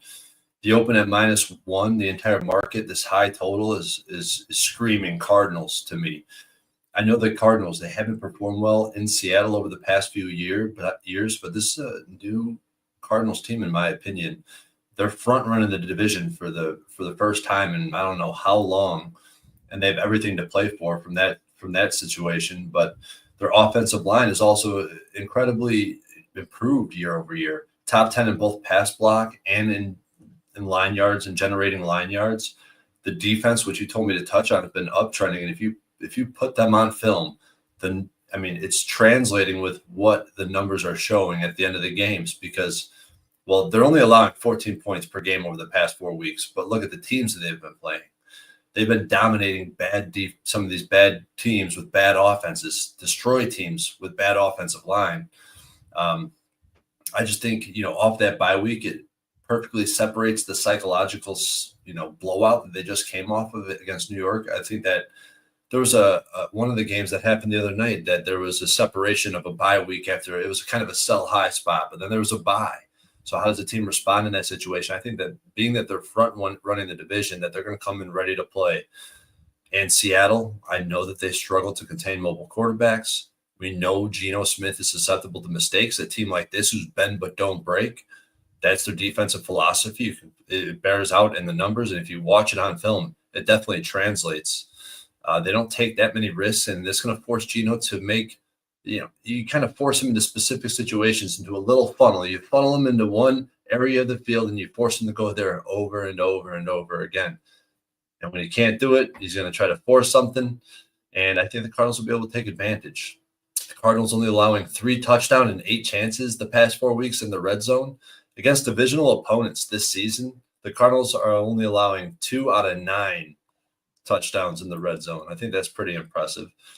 And Seattle has been a way better road team than they've been a home team. Based on the matchup, I think the Cardinals are facing the path of least resistance, and the gap between the offense is much greater than the gap between the defenses, if there's any at all. I'm on the Cardinals money line at -106. So I'll read off the database trend because this is interesting. Home teams that close between -1.5 and +1.5 in division. The road team is 21-7 ATS, 16-12 to the under. But if the market is also moving towards that road team, 13-4 ATS, and if the bigger bets, the sharp action is on the road team, specifically on the money line in this price range, 7-0 ATS, and some of these are complete blowouts. The high total, the total moving towards the under are also favorable situations for the road team. So, yeah, I'm on the Cardinals. I think it might be the right move. I tell you this, though. This is my division. I was beating myself up for not being on the under in San Francisco, Seattle, but there was reasons, why I didn't want it. But they just all go under. This is going to go under. This game, this divisional game, that means so much to these two teams. It means so much. And, Seattle coming off slaying the Dragon, beating the Niners. Cardinals now leading the NFC West. I mean, this game is so important. And I expect it to be raining. It's going to be raining all week. There is a chance that it doesn't here. Omer, what a guy. 4:20 a.m. here in France, rocking with us. Omer, cheers to you. I love it. I respect it. Thank you for being a part of this show. I love the fight. I love the work ethic. And thank you for being here with us. All of you guys, thank you for supporting our show. It means so much to us. Troy on the Cardinals -106. I'm going to bet this under. Get it at the 47.5. I'm not going to take the 48 juice. I'm going to get it 47.5. And I think we're good here in that regard. Jim W. puts his Arizona off of buys worth 3 points to me in this spot. And Mac Beaver says, remember, Seattle lost to the Giants at home. So, Wager Detective, it's raining all week, but this is the one day where it's not like full rain. So it just says chance of showers right now. And there's not wind, so it's not horrible, but it's cold, 46 Fahrenheit. I'm going to bet this under. I'll bet this under as soon as I possibly can. I should have bet it already. Troy on the Cardinals, and I have interest in joining them, but I'm going to take a little bit of time with this one. I kind of want to watch this market marinate. This will be a nice Thursday cappers contest. Yeah, it's looking a lot like Seahawks Rams a few weeks ago. That went under. That went under. Oh, 48 total. 48 total. 1 point spread. Yeah, that was a 26-20, right? With the I believe, yeah. That was a wild one with Kitchens. I got that marked as favorable in my variance schedule. Yeah, one of the very few that were, yeah. I love it. Saturate says you trust the Seahawks defense enough to take the under. Why not take the Seattle Seahawks team total under? Because I'm not I think that this Seahawks offense is less than the sum of their parts. And we're getting into the season to the point now where if Mike McDonald is a good coach, that should start, progressing to the mean. They have so many weapons. Why is Kenneth Walker averaging 55 yards per game on the ground when there's so many weapons that the defense has to worry about through the passing game? Why is Charbonnet a non-issue? There's a lot of question marks around Seattle's defense, and you can place the blame on Geno Smith, and that's fair. But I've been through this so often this time of year in the NFC West. They all go under. This game means so much to both these teams. So Omer loving the over. I get it, but I'm going to be betting this under as soon as the show's over. And it's part of the fun. We're not here to agree with each other. We're here to cap with each other and give as much information as possible. Troy moving on to Cardinals. Let's move on to the Sunday nighter here. 8:20 p.m. Eastern. Philadelphia Eagles 8-2, 4-1 on the road. The LA Rams 5-5, 3-2 at home at SoFi Stadium in Inglewood, California. I can't wait for the Sunday night live stream. Eagles Rams is going to be so much fun. The Eagles, I can't believe I didn't get them at 9-1 to win the conference, but did get them at 6-1. Now, the Detroit Lions look like an absolute juggernaut.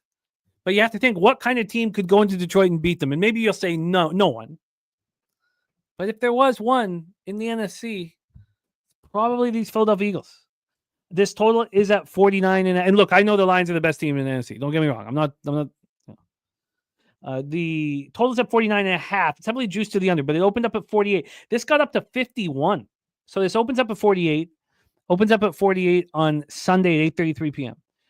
Then it doesn't move. This is moving towards the under at this point. But then at 11 a.m. yesterday, it moves up to 49. 20 minutes later, it moves up to 50. 20 minutes later, it moves up to 51. At 8:18 a.m. this morning, it just kept moving up and moving up, slowly, but moving up.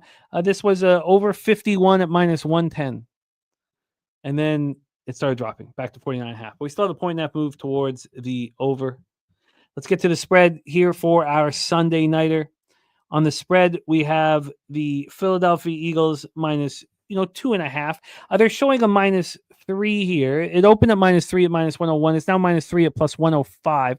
If you want the Rams plus 3, it's minus 118. And that does surprise me because the Eagles are playing very good football. We have 64% of tickets and 81% of the cash on the Eagles, and this line's moving towards the Rams. Now, we've talked about, and Troy's talked about heavy about what these home dogs have been doing. And it's not been good. 30% of tickets, 39% of cash on the under, 70 and 61 on the over, and the line's moving to the over. Pipe Layer in the house is taking the over here. Jim W. Putt says Eagles D is playing as well as any D in the league. Jared TG says I still don't trust the Eagles. What I saw last year really scared me. I think that was the worst defense I've ever seen. They literally didn't know what they were doing. I know they're different now, and it's Fangio. Fangio has done a phenomenal job, just an absolutely spectacular job. Harold Williams says Eagles will have a lot of fans in SoFi. That's true. Let's start with the Eagles. Their passing offense, 22nd in the league, 198.6 yards per game through the air. But they have the number one rushing offense in the league. It's not the Ravens anymore. These guys put up 181.3 yards per game.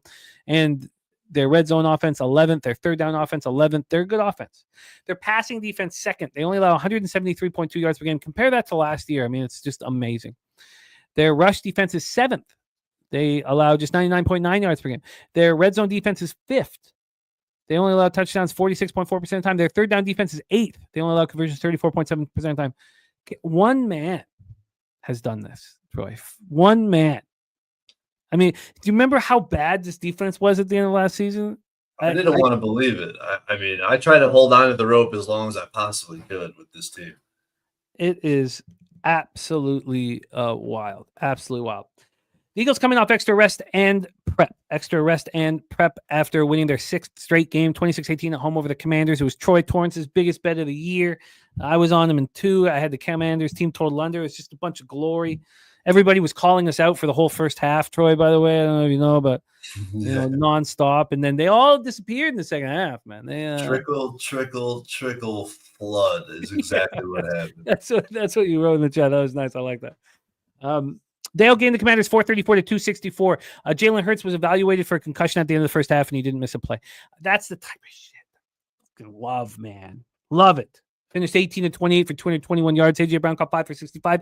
Dallas Goedert caught 5 for 61. Did fumble. Was fortunate not to lose it. Calcaterra, that was a huge play by him. Just teamwork. You're seeing teamwork with his football team. Saquon Barkley ran 26 times for 146 yards, 2 touchdowns, caught 2 for 52. 1,137 rushing yards through 10 games. He's only 48 behind Derrick Henry for the league lead. Eagles were 9-16 on third down, but just 1 of 3 in the red zone. Just 1 of 3 in the red zone. Now, this red zone offense is 11th in the league, so it hasn't been that dominant. The defense held the Commanders to just 4.2 yards per play, held them to 3 of 12 on third down, but the Commanders were 2 for 2 in the red zone. Pass rush had 3 sacks. Reed Blankenship had an interception, and defensive tackle Milton Williams suffered a foot injury.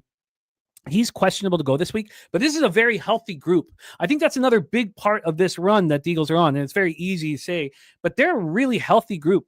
Very, very healthy group. Let's talk about these Rams. Passing offense, 7th in the league, 240.6 yards per game. Rushing offense, 26th, 95.4 yards per game with Kyron Williams. Not very good, but he's been great in the red zone. But he's been great in the red zone, but they're not great in the red zone. Now, a lot of that was when Puka was out and Cooper Kupp was out. But their third down offense only 27th. Their red zone offense only 25th. Their third down offense only 27th. Their passing defense 22nd, 222.8 yards per game. Rush defense 18th. Their red zone defense is 11th, and their third down defense 16th. Rams coming off a 28-22 win at New England. Stafford 18 of 27 for 295 yards, 4 touchdowns, no picks. 370 career touchdown passes. He passes Eli Manning for 10th on the NFL's all-time list. They've won 4 of their past 5. They started the season 1-4. They've won 3 of 4 since getting Coop Cup, and Nakua back from injuries. Nakua caught 7 for 123 and a touchdown. Cup caught 6 for 106 and 2 touchdowns.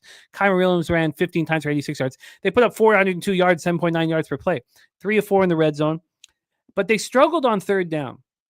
They went just 2 for 8, and that helped the Patriots dominate time of possession, 37-20 to 22-40. The Rams defense bent but didn't break. They held the Patriots at 2 of 5 in the red zone and 5.2 yards per play.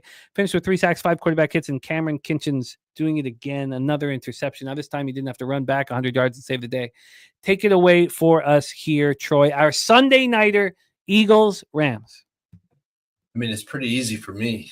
I just plan on riding this Eagles team until further notice. And looking at this market, I love the way it's shaping up. I'm not exactly thrilled that we've seen some 2.5s pop into the market.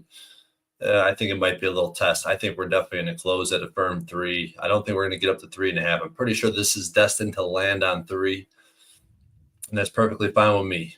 What Fangio has done with this defense, one man that's not even on the field is up in the box is having such a major impact on this team. The cross match concept is literally just beautiful to watch, especially with guys like Nakobe Dean, who I've given shit to all season long, is finally starting to step up. And I think Fangio kind of reassigned him and what his role is in the defense, because a lot of what he's doing now is man-to-man on people out of the backfield, man-to-man on the quarterback, and it's just awesome to watch. I think mixing man and zone with guys like Dijon out there in the slot, especially in a matchup like this on Cooper Kupp, he's going to be a massive impact. And they're also, like, the pass rush is starting to turn up. And I think one of the major reasons for that is they have Jalen Carter rushing from the 3 technique, basically in the 4 and 5 holes instead of the, in the middle as a nose guard. Like he's outside of the 1, and that's made a huge difference as well. Offensively, Malata returns, and that man just destroyed people all night. That left tackle, he's one of the best left tackles I've seen, at least in that one game sample. I don't know if I've seen a left tackle play a better game.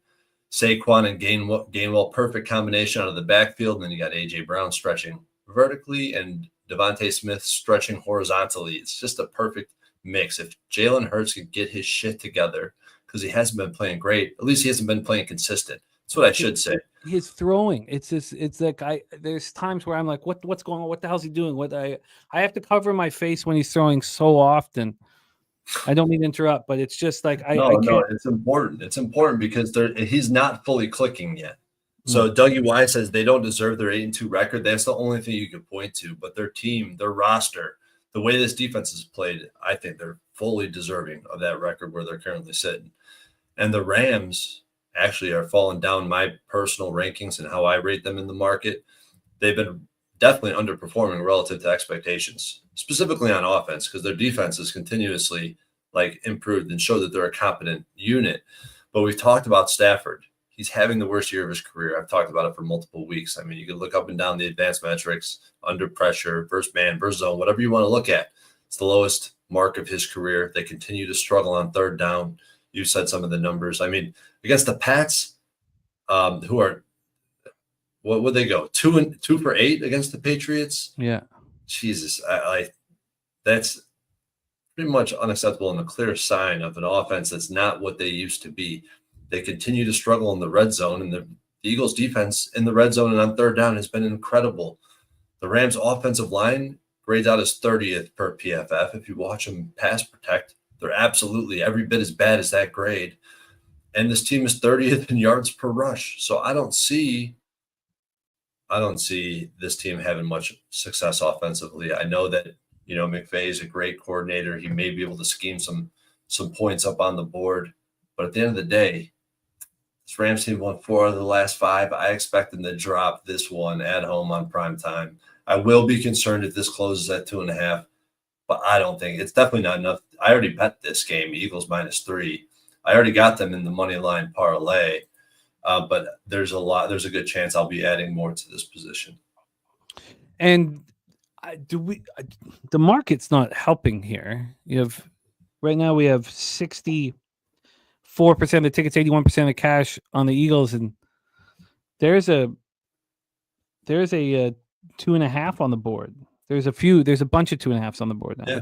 It's only minus 120 to take the Eagles minus 2.5. I would rather see it now because I know that where this number currently sits, we're going to see it move. And I'm thinking, I'm almost positive we're landing on a 3. If it's 2.5, I'll be worried. Yeah. Doug White says if this game was in Philly, he'd be with it. You know what? The Rams have been very underwhelming in these past 2 victories. They did not deserve to beat the Seahawks. Thank God they did. That was my first double unit spot of the year. But I'm I'm gonna wait. I want to see. I mean, from an X's and O's factor, I know exactly why we want to be on the Eagles. But does the market not concern you at all? Are you so trusting in your X's and O's? So here's what it says. If you look into the database, non-divisional home dogs between 2.5 and 3.5, with a total greater than 44. 21-8 ATS at 72%, 25-6 straight up, 81%. If the line moved toward the home team in that sample, 7-4 ATS, only 64%. But if you take away the 3.5 and the 3, and it's just 2.5, it's a 50-50 proposition on both the money line and the spread, which would mean the value's on the Rams. But still a 50-50, 50-50 on the spread. And I like the matchup. So I thought it was good enough to move on to 3. I don't like seeing the 2.5, but I think early in the week it comes back. So you got the Eagles at what number? Minus 3 at a pick, minus 110. Minus 110. Okay. I like it. And I imagine I'll be on it come Sunday night. I'm just not going to move on it yet. I'm not going to move on it tonight. All right, let's roll on to the Monday Nighter, our final game on the program. And this one is an absolute beauty. Monday, November 25th, Baltimore Ravens, 7-4, 3-3 on the road at the LA Superchargers, 7-3, 4-1 at home. We're at SoFi Stadium in Inglewood, California. Take a look at the line history here. We have the Chargers +3, a very similar situation that we just talked about in the Rams game. But in this one, they opened up at +2.5. So the Baltimore Ravens went -2.5, -115. Oh, look, I'm looking at a book that I don't want to be looking at. I switched to a different book. Here we go. Okay, so let's talk about this one. So this did not open at 2.5 here at this book. This one opened up at 3 at a pick'em, -106 each way. And the line moved to the Chargers slightly, just a bit of juice, 5 cents of juice. Now they're +3 at -111. Let's get into the total. The total for this one here is right now on Tuesday a 50, slightly juiced to the over, very slightly juiced to the over. Opened up at 50 and it climbed up to 51. It was 51 this morning. That 51 was even juiced to -114. But it's come back to 50. So we've only had 2 cents of movement to the over. Very slight move to the Chargers, 2 cents of movement to the over. Let's take a look at the cash flow. At this point, there's just 7,754 tickets in. We know there'll be 500,000 in. But right now, just 7,754. We have 63% of the tickets and 68% of cash on the Ravens. We have 70% of tickets and 80% cash on the over. Here we go. Omer saying that under is the only play for him. Dougie Wise on the Ravens -3. Wager Detective says, give me the Ravens. And Omer is going to be taking the Chargers as a home dog in his pool. Let's go. We'll start with the Ravens. Passing offense, 3rd in the league, 252.8. Rushing offense, 2nd, 177.3 yards per game. Very impressive. Look, very impressive. Red zone offense, 1st in the league, 77.8%. Touchdown rate. 3rd down offense, 3rd in the league. Converting at 46.2%. Their passing defense still allows the most yards of any team in the league, 284.5. And their rush defense, 2nd, 77.5. Their red zone defense, 13th, 52.8% of the time they're allowing touchdowns. Their 3rd down defense is weak, 28th, 44.4% of the time. Now, you sort of saw that in play against the Steelers where they didn't, allow a touchdown, but the Pittsburgh was able to get first downs and move the ball. Ravens coming off 18-16 loss at Pittsburgh. Lamar Jackson, 16-33 for 207 yards, 1 touchdown, 1 interception. He also ran 4 times for 46 yards. With this spot, you think, every time the Ravens lose or get embarrassed, they come back and annihilate. And we've been on them in those situations here. Now, I don't count those, the first 2 losses to start the year as the bounce back spot, but they lose, 29-24 at Cleveland. They come back and they smash and grab the Broncos 41-10. They barely beat the Cowboys 28-25. They go home and destroy the Bills 35-10. Now they're not going home. They're in the Chargers, going to LA, and it's the brothers Harbaugh battling against each other. So Lamar Jackson just, he sees ghosts in the playoffs. He sees ghosts when he plays the Steelers. It's a real uncomfortable thing if you're a Ravens fan. Are you going to trust Lamar Jackson in the most important moment? Because when he has hurdles, he doesn't seem to be able to jump over them. And the playoffs and the Steelers. Now 1-4 in his career against the Steelers. Isaiah Likely led receivers with 4 catches for 75 yards, but he did lose a fumble. Derrick Henry ran 13 times for 65 yards and touchdown. He also lost a fumble, but he did tie the franchise record with his 15th touchdown. Ravens were just 4 of 11 on third down, 2 of 2 in the red zone, though. They struggled getting the Steelers off the field because they're bad on third down. Pittsburgh dominated time of possession, 36-22 to 23-38. They bent but didn't break.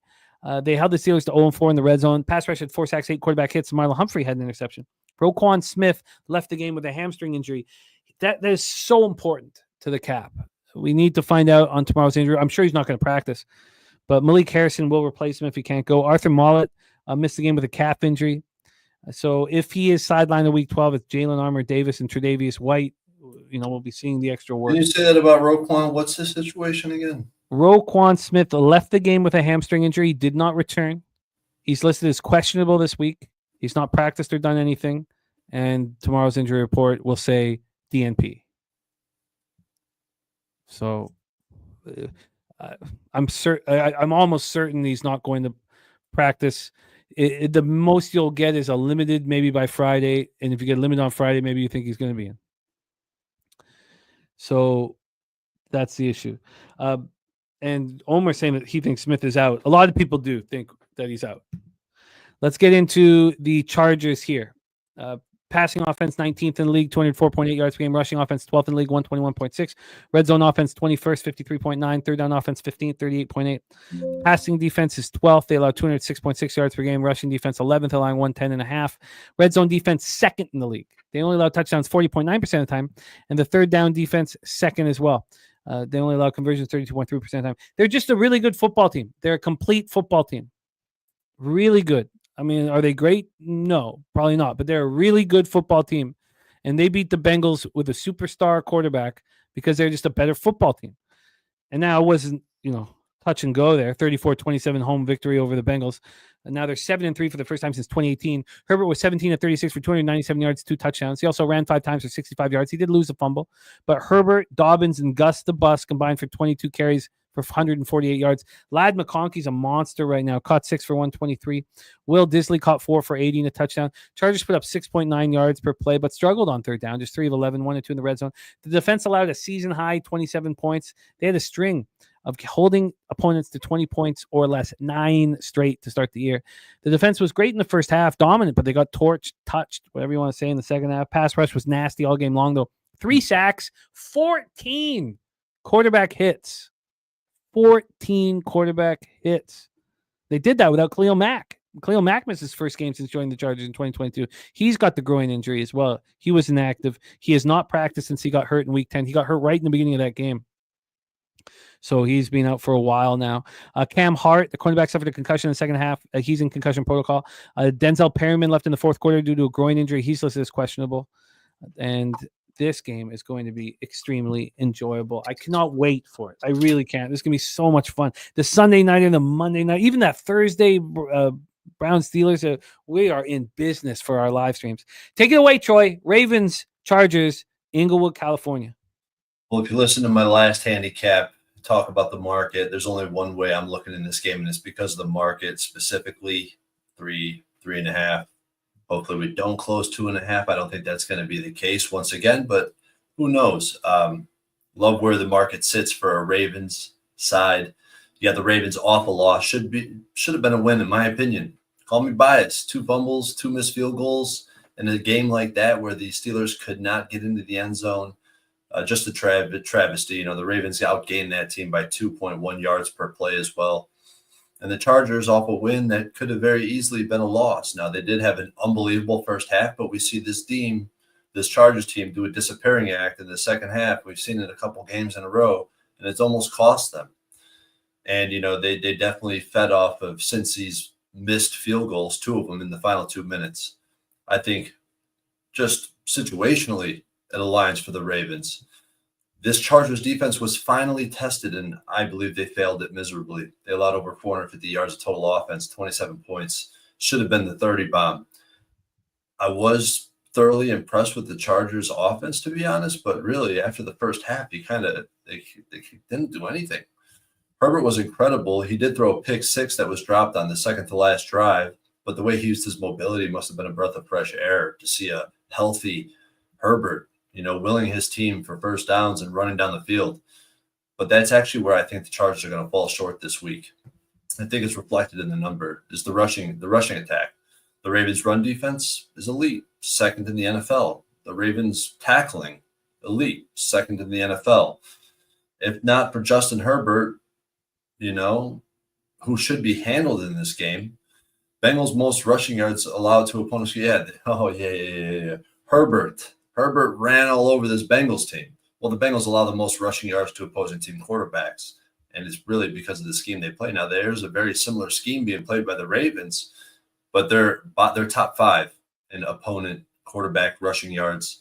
I think that they're going to keep them under wraps. And if you take J.K. Dobbins' last run of the game out of the equation, 10 carries for 27 yards, 2.7 yards per carry.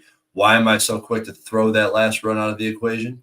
Because it was when you had a desperate defense who probably, at that point of the game, were just like, let him score. That gives us a chance, right? Because that's what I'd be doing. If I was the coach, I'd be like, let him score. Because you're forcing a field goal, I guess, unless you're me, these kickers are making all these damn field goals. What are you going to, you're counting on them to miss or to block a 45-yard field goal? I guess if you're the Bears, I don't know.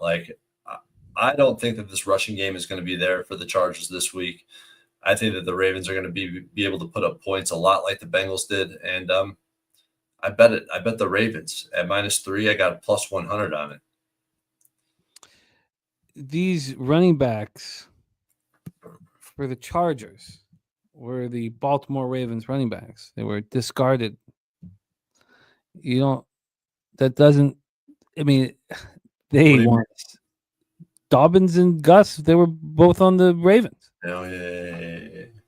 And they were discarded. And Dobbins was treated just like a pariah, an injury-prone little bitch. They want their revenge. And if Roquan's out, they might be able to realize that revenge. And that's what makes me nervous right now is Roquan, because I'm counting on the run defense being efficient.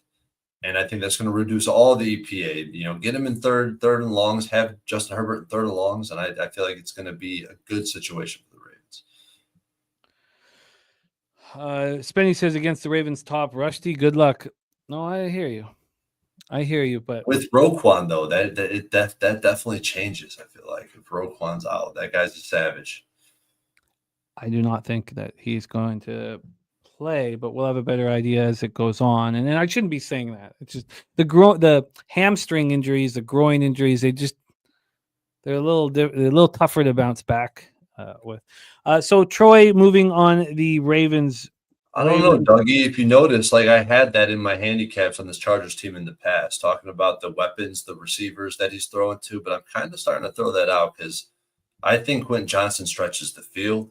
He's definitely came close to a couple 50-50 balls that last game. McConkey is an unbelievable, fantastic route runner. I feel like he's going to be able to find soft spots in zones. I don't know why that would change. And I don't know how much I believe in the weapons being unimpressive or, lack of quality there. Maybe they have more. They definitely have more than I thought. Ravens, what was the number you got them at? -3 plus 100. Troy on the Ravens -3 at plus 100. There's a lot of capping to do on this one, and I am going to need more time to study it. But we have a start here with Troy moving on the Ravens. Let's review all action. 13 games capped here. We have to get back to 16 next week because it's Thanksgiving. By the way, for those of you in America celebrating Thanksgiving, I will be live streaming every football game. I'm going to get a giant bottle of booze and I'll live stream each and every single one of them. So rock with us on Thursday. Let's review action here. Again, Ron Crawford, NFL spreadsheet play of the day is the 49ers. A birdie said that he loves the Bears this week. He says, Bears straight up to the bank. Birdie says. Troy gets his card started with the Steelers money line in the under 44.5. He put that together in Steelers Browns. Steelers money line under 44.5 minus 105. Then we have Troy on the under 40 minus 115 and Vikings Bears. I'm going to bet that as soon as I'm off here. Then we have both Troy and I on the Colts. Troy on the Colts plus 7.5. He's also on the Eagles Lions money line parlay. I'm on the Colts at plus 7.5 as well. And I can't wait for it. I can't wait. Troy's on the over 45.5 in New England, Miami. That makes so much sense to me. Makes so much sense to me. Maybe I get there by the end of the night. It just makes so much sense to me. There has been a little bit of buyback today. I did not realize that I think this is going to blow up in the Giants' face. I think it's just going to blow up in their face. I'm going to move on this as soon as possible. Buccaneers they want it to blow up in their face. They must. It's looking and like the Giants team total under. So I'm going to move on both of those tonight. Then Cowboys, Commanders. We have no action here. No action here in Cowboys, Commanders. Troy's on the Panthers plus 11, and I talked him into it. And I got to go with him. It reminds me, I was walking in Whistler, BC. I finished stand-up show. I was drunk. I was with my friend. Another comic, and we're walking by this, and we couldn't get into the club. Club was packed. They didn't care. We were comic, whatever. They didn't care. They didn't listen. And my friend goes, "Hey, look at that. The window's open. You could jump through it." And so I just took 2 steps and jumped through the window. So he saw the bouncers coming to beat the shit out of me. And so you know what he did? He jumped through the window too. Right? Because he's not going to let me. He told me to do it. He's not going to let me get my ass kicked. If we're going to take shots, he's going to take shots with me. I'll take the Panthers with you. I love it. You got to come through the window, man. The under in Titans Texans might take a little bit more time. It might take a little bit more time for me. So, but I like it. The Broncos. I'm going to bet right now on a public side. I think they smash and grab the Raiders. I'm not afraid to be public at times, and I'm not going to be afraid here. Then the Packers. I've got to sit with this a little longer, but I fear sitting with it because I think all the information that's going to come out of the San Francisco, I think I should just move on the Packers right now, minus 2.5. I think the information that's going to come out is going to be poor. I think they're going to tell you Bosa's out. They're going to tell you Kittle's not coming back. I think I'm going to do that tonight. I'm going to move on the under in Arizona, Seattle tonight. Troy's on the Cardinals minus 106, which I think is very likely the right side. I mean, the Cardinals win this game, they're just going to go, win the division. So, Jim W. Putt's buddy just put 5K on Denver. This doesn't feel like the letdown spot just because of their young team and their tyrant of a coach. Troy's on the Eagles minus 3 at minus 110. I'd like to join them, but if I get a 2.5, I'll take that. Troy's on the Ravens minus 3 at even money at plus 100. Preston Ekdahl says Spurs blowing out the Thunder is a 12-point dog right now. Preston, great job on the Tyson Jake Paul video, talking hands video. Great work. Thank you guys so much. All of you in the chat, thank you so much for supporting us. We have nothing without you guys. It means the world. So Jared TG, Nunya, Jim W. Putt, Omer, Mac Beavers, Preston, Joseph Alvarado, the wager detective, Susie Jimmy Easton. Yeah. Hate to interrupt. I just bet the Packers minus 2.5, minus 112. Yeah, I want to get that 2.5. I have actually pretty good numbers betting against my Niners too. Packers minus 2.5, minus 112 for Troy. We also have a link connected to the top of our chat. It's for books that we are working with, and they are the legal books in America. We're trying to move with Texas to help Texas legalize sports gambling. And you just type in your state or your province, and they'll tell you the books and what the offers that they have for you. We don't get 1 cent for anybody's losses. So I just want to make that very clear to everybody. We don't get a cent for anybody's losses. We want you to crush the books. We get a bonus if you sign up. So if you want to help us out, if you're looking for a new book, check it out. Check out through our link. It would help out Pub Sports Radio. Thank you guys so much. I'm so thankful to be a part of this community. And I love this point because I'm so stressed out Monday and then all day Tuesday and Tuesday night trying to prepare. And now I get to get my action in and just kind of marinate with all of this and go over all of you guys' notes in the chat, which I copy and paste throughout the show. And I love working with you, Troy, my man. Shout out to Jose Bouquet. Jose, thank you for all your hard work behind the scenes. Troy, my man, take us home. Jimmy, every week I'm up here with you is a blessing. Every week I'm part of this community is a blessing. Started from the bottom, now we here. That's how it feels, brother. And you know what, man? Pub Sports Radio, it's just the best damn community in the industry. And with that, let's get that cash.